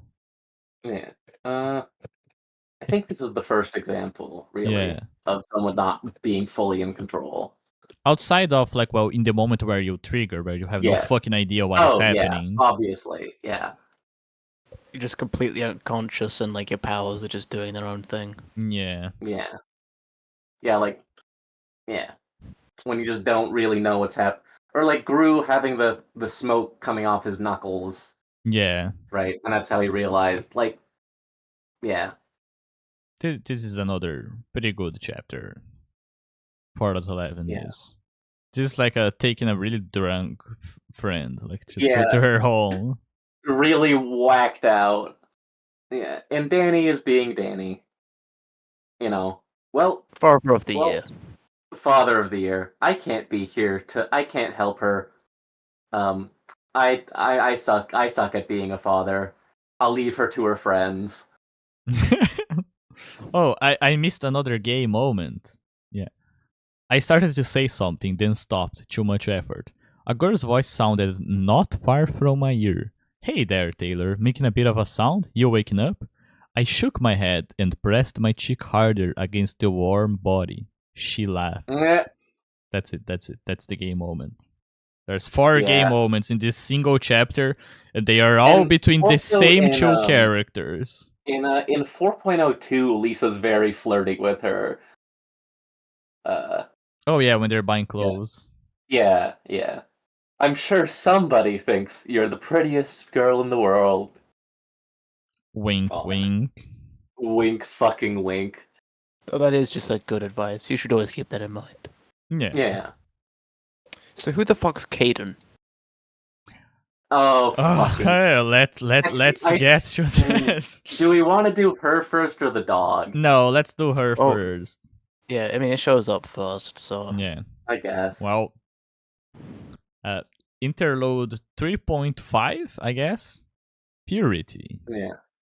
We start seeing a woman, Caden, looking at her baby girl Aster and wondering about how perfect she is, how much her existence gives meaning to everything she stands for. Then, in the other room, is Theo, the stoic 15-year-old half-brother to Aster, who Caden forgot to feed even if they are in the same house. She asks him to stay for the night, gives him money, and leaves the place as her costume self, Purity, flying above the city, thinking about how she still hasn't managed to defeat the ABB. Caden goes to meet Max, her past team member, team leader, and her husband for 11 months, leader of Empire 88, to ask him for help in gathering capes to strike the ABB before they become too powerful. Caden had left Max's team and went solo, but hasn't been able to fulfill her goal of cleaning up the city. Utterly aware of Max's manipulations, she still accepts his counteroffer, that she should join his team again as his second in command, and that if she isn't satisfied with her results in a year, then all of Empire 88 is going to her.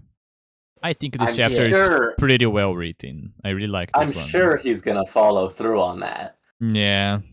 This chapter serves as once again as like where I think Wildbow has definitely at least read quite a bit of female written literature, because Max does feel like the way he's like sort of described as, being so powerful, and like every like little move he does is like a show of dominance and stuff. Like that is how male leads and female written romance novels are written. Yeah. Just like Reminded me of the theme of motherhood here, Yeah, specifically toxic Yes. motherhood. yeah, it's very Kinderkush Kirsch, you know, Kirsch. It's very Very Tokyo Godfather. Yeah. Yeah. very yeah. I mean, one of the Nazis' big things was, you know, women should be focused on Kinderkusche Kirch, children, Right. the kitchen, church, right? Oh. And this does give a lot of those vibes, specifically the Kinder part. Yeah. Yeah. And the new fourth thing, kicking ass apparently. Yeah. Uh, Yeah. I think this chapter is very well written because it presents a very strong character, like very fast. Like Yes. yeah. 3 And paragraphs also- in, you understand this woman already. Also, you know, it serves as the uncomfortable reminder that Nazis are in fact people. Yeah. Uh, That And- you can go through all hardships of life and still be fucking stupid you enough can to be still a be a Nazi. horrible, stupid person. Yeah, and like the way in which it sort of like weaves it into the story, where like it starts off so normal, and then it just sort of like it's just sort of like written so naturally. Like, oh yeah, this is like he just is a part of the 88s. It's not like some like big drop, Yeah. but it feels like Yeah. a drop when you're reading it. But it's Oh, not written yeah. to be like a drop. Yeah. Because like this chapter, I think it's made better by the fact we don't know this character. Yeah. Because otherwise, that effect that you just described wouldn't hold if you already knew who she was. Oh yeah. I don't remember. I think Purity, like the name, was mentioned before, but that's not I'm the not same sure thing. it is. I don't think it is. Oh no, yeah, no. I'm thinking of Lady Photon. Lady Photon was mentioned. Yes. And Yes. Purity, I think, wasn't. I just got the P. And I think Lady Photon would be very mad if you confusing the two of them. But yeah, like just lots of very interesting, just like phrases in this. Like Esther was Yeah. perfect, flawless, untainted by the chaos and the evils of the world beyond the apartment and the nursery. And then this gets recontextualized by your understanding that untainted by the chaos is untainted by the chaos, as in she has not been corrupted by bad people, aka black people. That's what the character is thinking. Yeah. She Yeah, also what's that one fucking line? Fucking at least white people are civilized about their Yeah. crimes. like Yeah. Which is not true, by the way. Fucking, Yeah. Also, she made the ABB a priority target a year ago. You know, not now. yeah. The fabric of her alabaster costume, because even her costume's white. I mean, purity. Yeah, like that's all. Like even without all the other stuff, that name is sending up some red Yeah. flags in Nazi town, USA.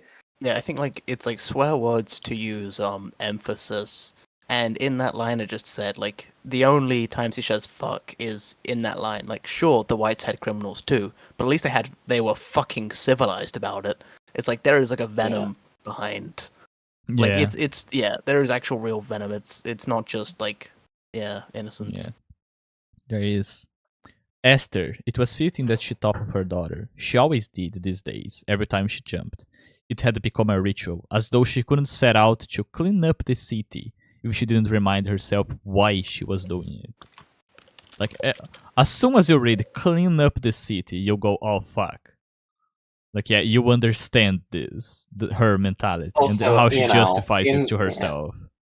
Also, insert 14 words here. It's, we must secure a future for the white race and for white children, or however the fuck it goes. So, she's doing this to secure a future for white children, her white children. Yeah, specifically this one. Yeah. Which is like the whole point of like this kind of ideology, that you have to convince yourself that you're doing something greater. Like, because I mean, it harkens back to even like colonizer rhetoric, where Oh yeah, white man's it, burden and like yeah, it's justified because they are others. It's fine that you do this yeah, against them because you are doing it for your sake, and your sake is sacred. Yours means more. You're doing it to safeguard the future of your people, but those aren't people. They are lesser. They aren't civilized. yeah. Also, most of the time, she made a point to rough up the lower level members of the gang when she'd taken them down enough to make them reconsider their career choice, make them consider going to another town. And it's like, oh god, Yeah. uh, ugh, no. And like we have been talking about like racism throughout this story from the beginning, but this is the Oh moment yeah, where it's like, yeah, like we are in fact doing it. This is where it becomes like very much yes, center stage in a different way, because yeah. I mean, she's fucking scary. Like we don't understand She really how is. powerful she is. And then of course the other white supremacist Nazi is like this rich ass Yeah. sociopathic manipulative man that she is like talking about his beauty and his attractiveness, which once again is like a big thing in Nazi propaganda is like the beauty, Oh the yeah. strong man, the self-made man. The Ubermensch, Yeah. which has nothing to do with Uber, but No. Yeah. Though Uber would agree with it. Uber is a like a pretty right wing guy as well, I'm sure. Is he? He plays Yeah. games. He's a gamer. He is a Oh. gamer. That is true. He is a gamer. He probably does call people slurs on Xbox Live. Yeah. God. Yeah, it's pretty clear that Caden did not leave the E88 because of ideological differences. Nah. It's very much a personal issue. Yeah, and Max says it very to her face. It's amusing to hear you try and justify your perspective, but you're ignoring the elephant in the room. Like, she's just trying to convince herself of that, and doing a pretty poor job at it. And it keeps getting like more fucked up because there is the detail that he was in high school when she was in middle school, and he's specifically described as the high school baseball player. So again, like the beautiful, physical, active man. It just uh, manipulation all the way down with this two, but it's not as if Oh yeah. she's not a Nazi as well. Damn him, he was 5 years older than her, pushing 35, still the best. Even the wrinkles only made him more attractive. Oh god, yeah. Like she's still enamored with him even though she hates him. Yeah, and there is a lot that like can be just imagined by the very obvious difference with how she treats both children. Yeah. That Like even though she is like, oh, sorry for doing this to you, she still leaves and doesn't think about him, about Theo for the rest of the chapter. So like, oh yeah. she feels guilty in the moment, but she's a toxic ass mom. Yeah, She doesn't yeah, actually the only care. time she like actually because like Theo isn't really her kid. Right? He's Kaiser's kid. Right? He's Yeah, Max's kid, but he's the stepson. Right? Aster is right. Theo is Max's kid from his previous marriage. yeah, Yeah. Yeah. So the only time that Theo comes up outside the beginning is when Max brings him up. Yeah. And she basks in the light, the harsh white light. All right, I think that I'm sort of done with that thing. I don't really have anything more to say. Yeah. yeah. We want to go to the Brutus chapter. Sure. Well, Yeah, the last one. the only thing I have written for the Brutus chapter is Brutus is good boy, bitch is a sociopath. Woof. Yeah. Yeah. Cool. Yeah. Yeah. I like that they got but went silly with it a little bit, but A still, little bit silly with it. But still, had like a little bit of character to show. Yeah. Like, Breaking up a dog fighting ring and taking the dogs. yeah. Yeah, like Even bitch has a moral crusade. Yeah, like very interesting chapter to address things that happened throughout the arc. Like we're not getting much of Peach, so let me show more of her. But also I need to explain what happened with her, and let me also give her this like small like side quest short story thing to do that also develops her. That you also get to see like this fucked up situation that she has with her dogs. That is there is still tenderness there, like, Yeah. and of course several really funny lines throughout the whole thing. Oh yeah. Fall over and turn belly up so Master can scratch it. She does, and it is ecstasy. Smell that poo to know about dog who pooed. Hungry dog. Hungry dog's master probably hungry too. It's stupid. It's so stupid. Smell that pee. Human pee. Not as interesting. Backpack unusual. Master doesn't usually bring backpack for walkies. Oh yeah, and then there's that fucking scene where like the kid starts being all rough and petting him, and then yeah, fucking Brutus puts like the kid's arm in its mouth. Yeah, cool. Yeah, this Sick. is why I said that bitch is a sociopath. Like Brutus feels crushing disappointment as treats go in Master's right pocket. aren't they cute? Another laugh. Master doesn't laugh.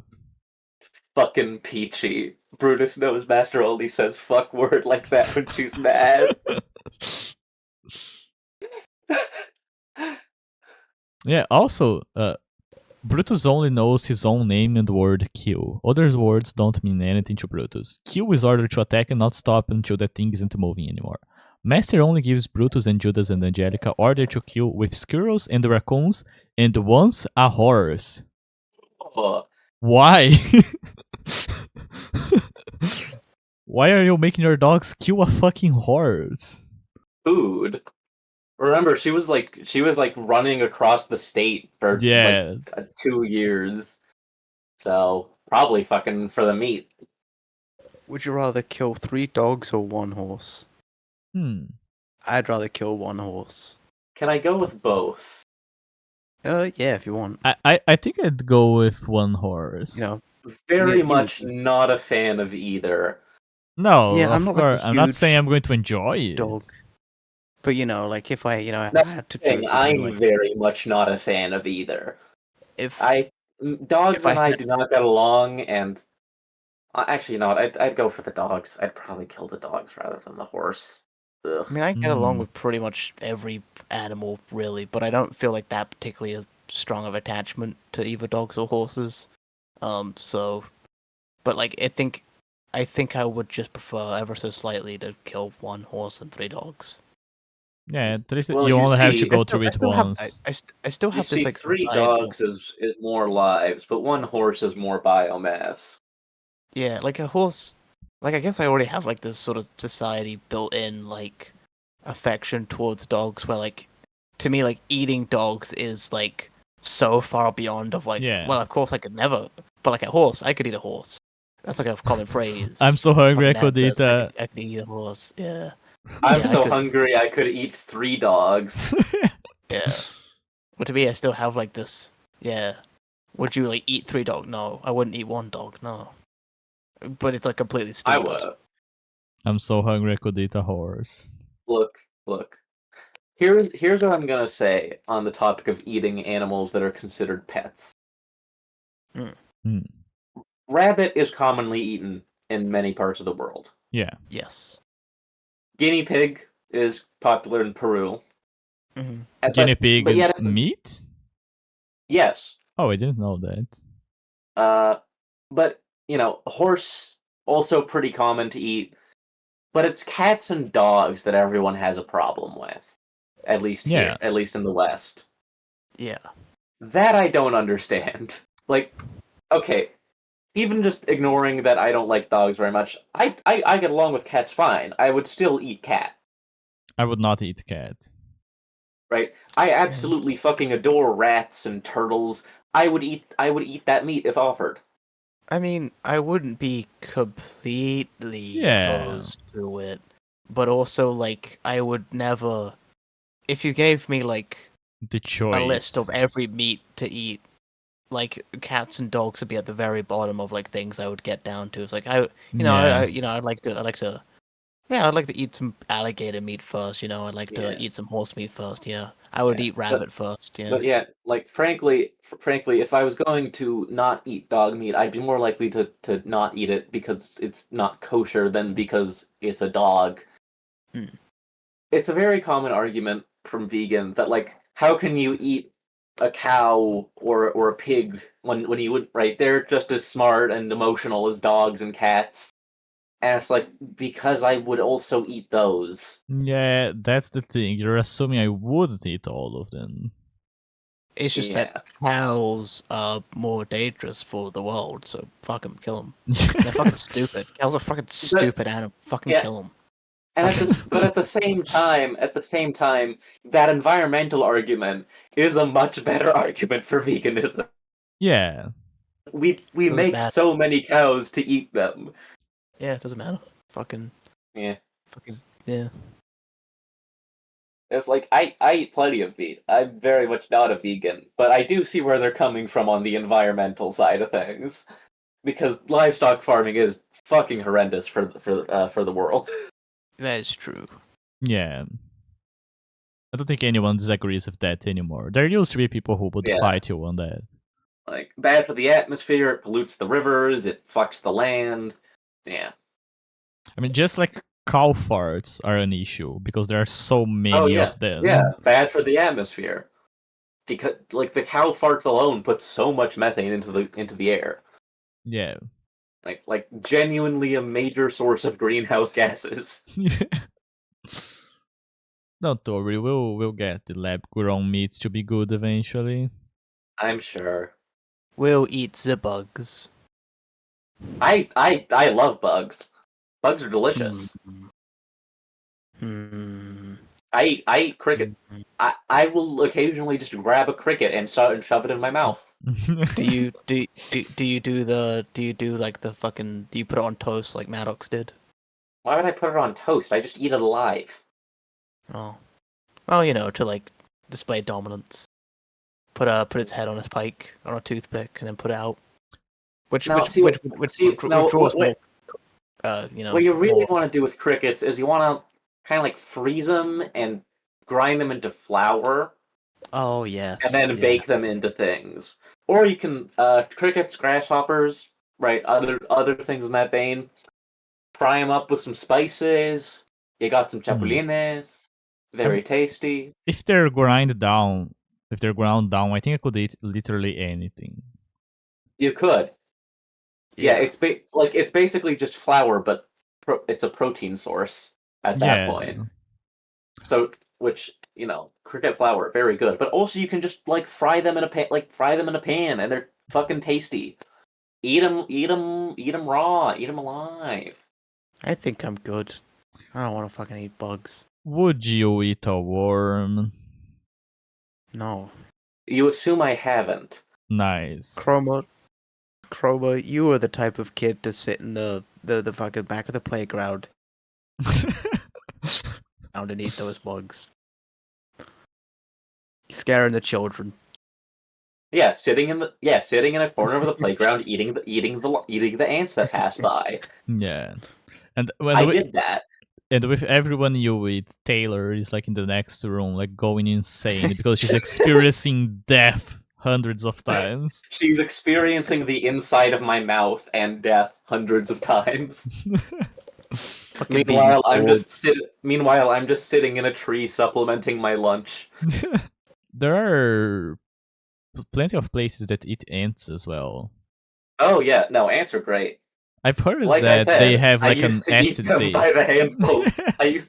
I used to eat them by the handful to supplement. Okay, now see, you can't let them live long enough to feel fear because then they get really bitter. You gotta make it quick or they're bitter. I see. Sometimes they're sour instead, and those are delicious.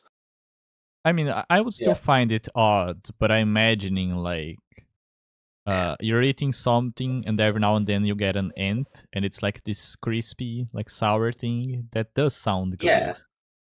Yeah. Now, okay, termites. are kind of like if kale actually tasted good.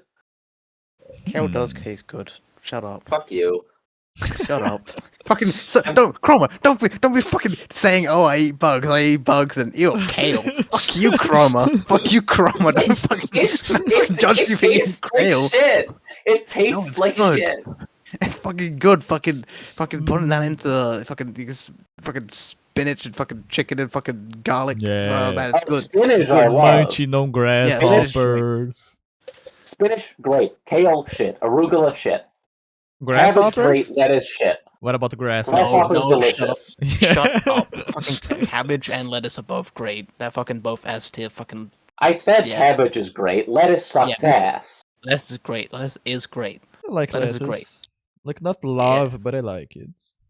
I mean, if it's like a fucking big old leaf, no. But it's like Yeah. a shredded lettuce is Look, lettuce is texture and nothing else. It's good in coleslaw. Yeah, you'll have to Fucking coleslaw's figure out the disgusting. place where you need to figure out where it works. Like, cabbage is definitely better, like by Yeah, like- itself. Lettuce is crunchy, kinda shitty water. Yeah, it's great. Love it. Yeah.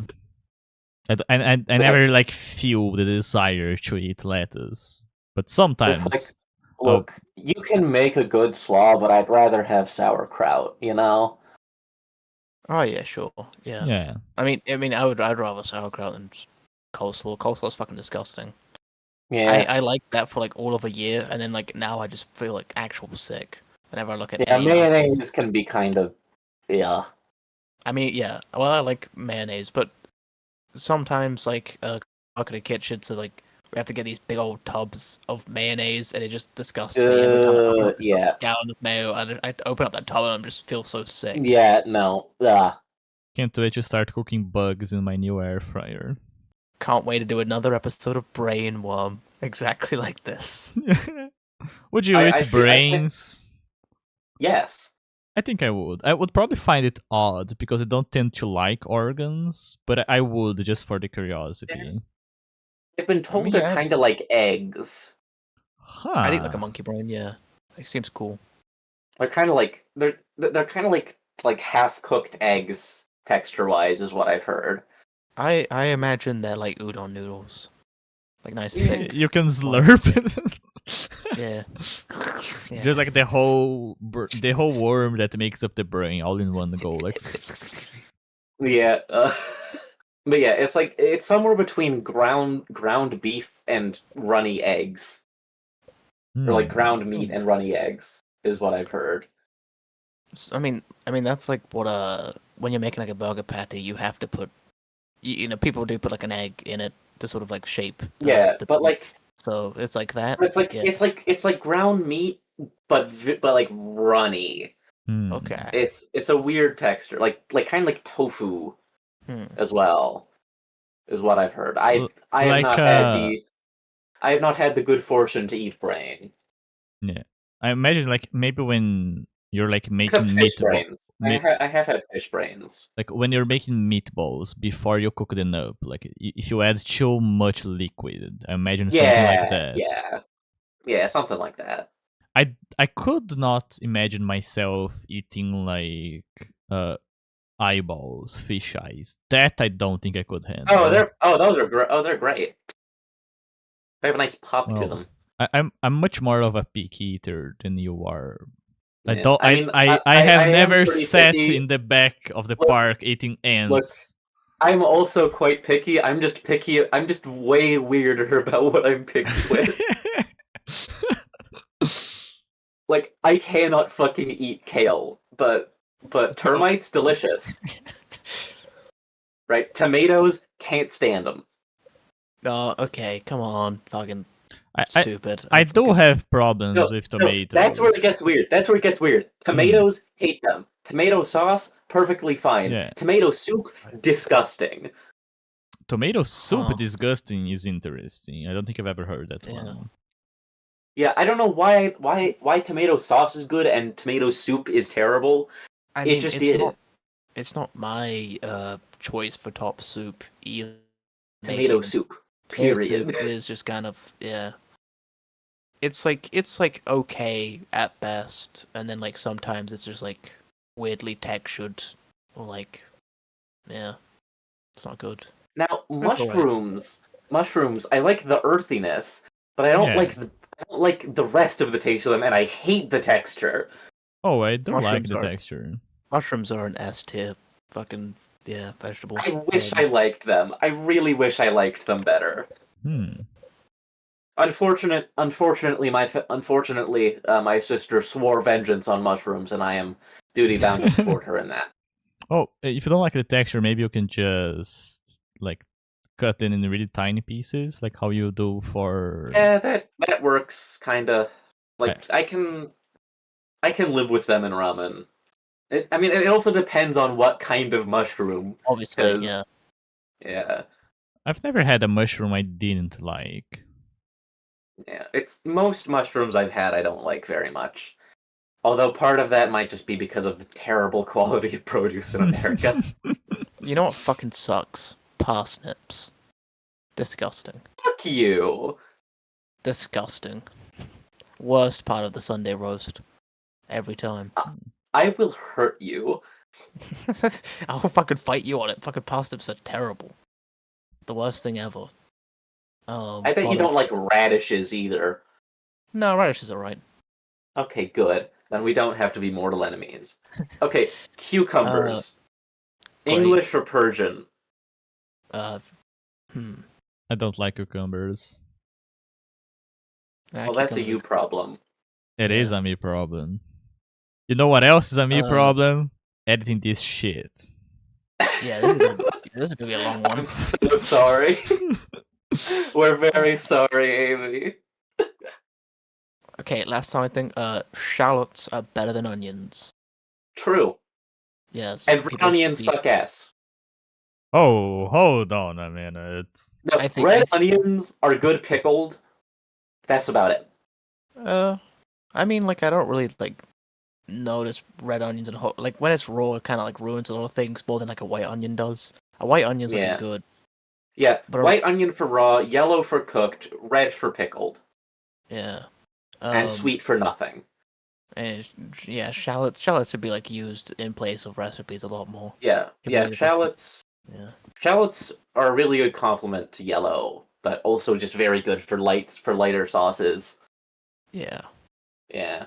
I gotta start cooking with shallots, I guess. But I live in the middle of bumfuck nowhere, and I don't like going out and sitting to find like the good products. So all I do is use white onions. White onions are good. White is good for onions. I bought a 2-kilo pack of frozen French fries, and I'm going to eat nothing but French fries for like a while. I have a similar sized bag of potatoes. Luckily, I can do many things with potatoes. Yeah. All you really need is potatoes and onions. Comment down below who do you think is potato and who is the onion in this conversation. And in addition to who is the brain and who is the worm. Of course. It's me. I was the worm today. Would you rather eat a brain or a worm? Rather a brain, yeah, if I had to choose. Yeah, probably, yeah. I've said this multiple times, but I really want to try that mezcal with the worm salt. That sounds amazing for some reason.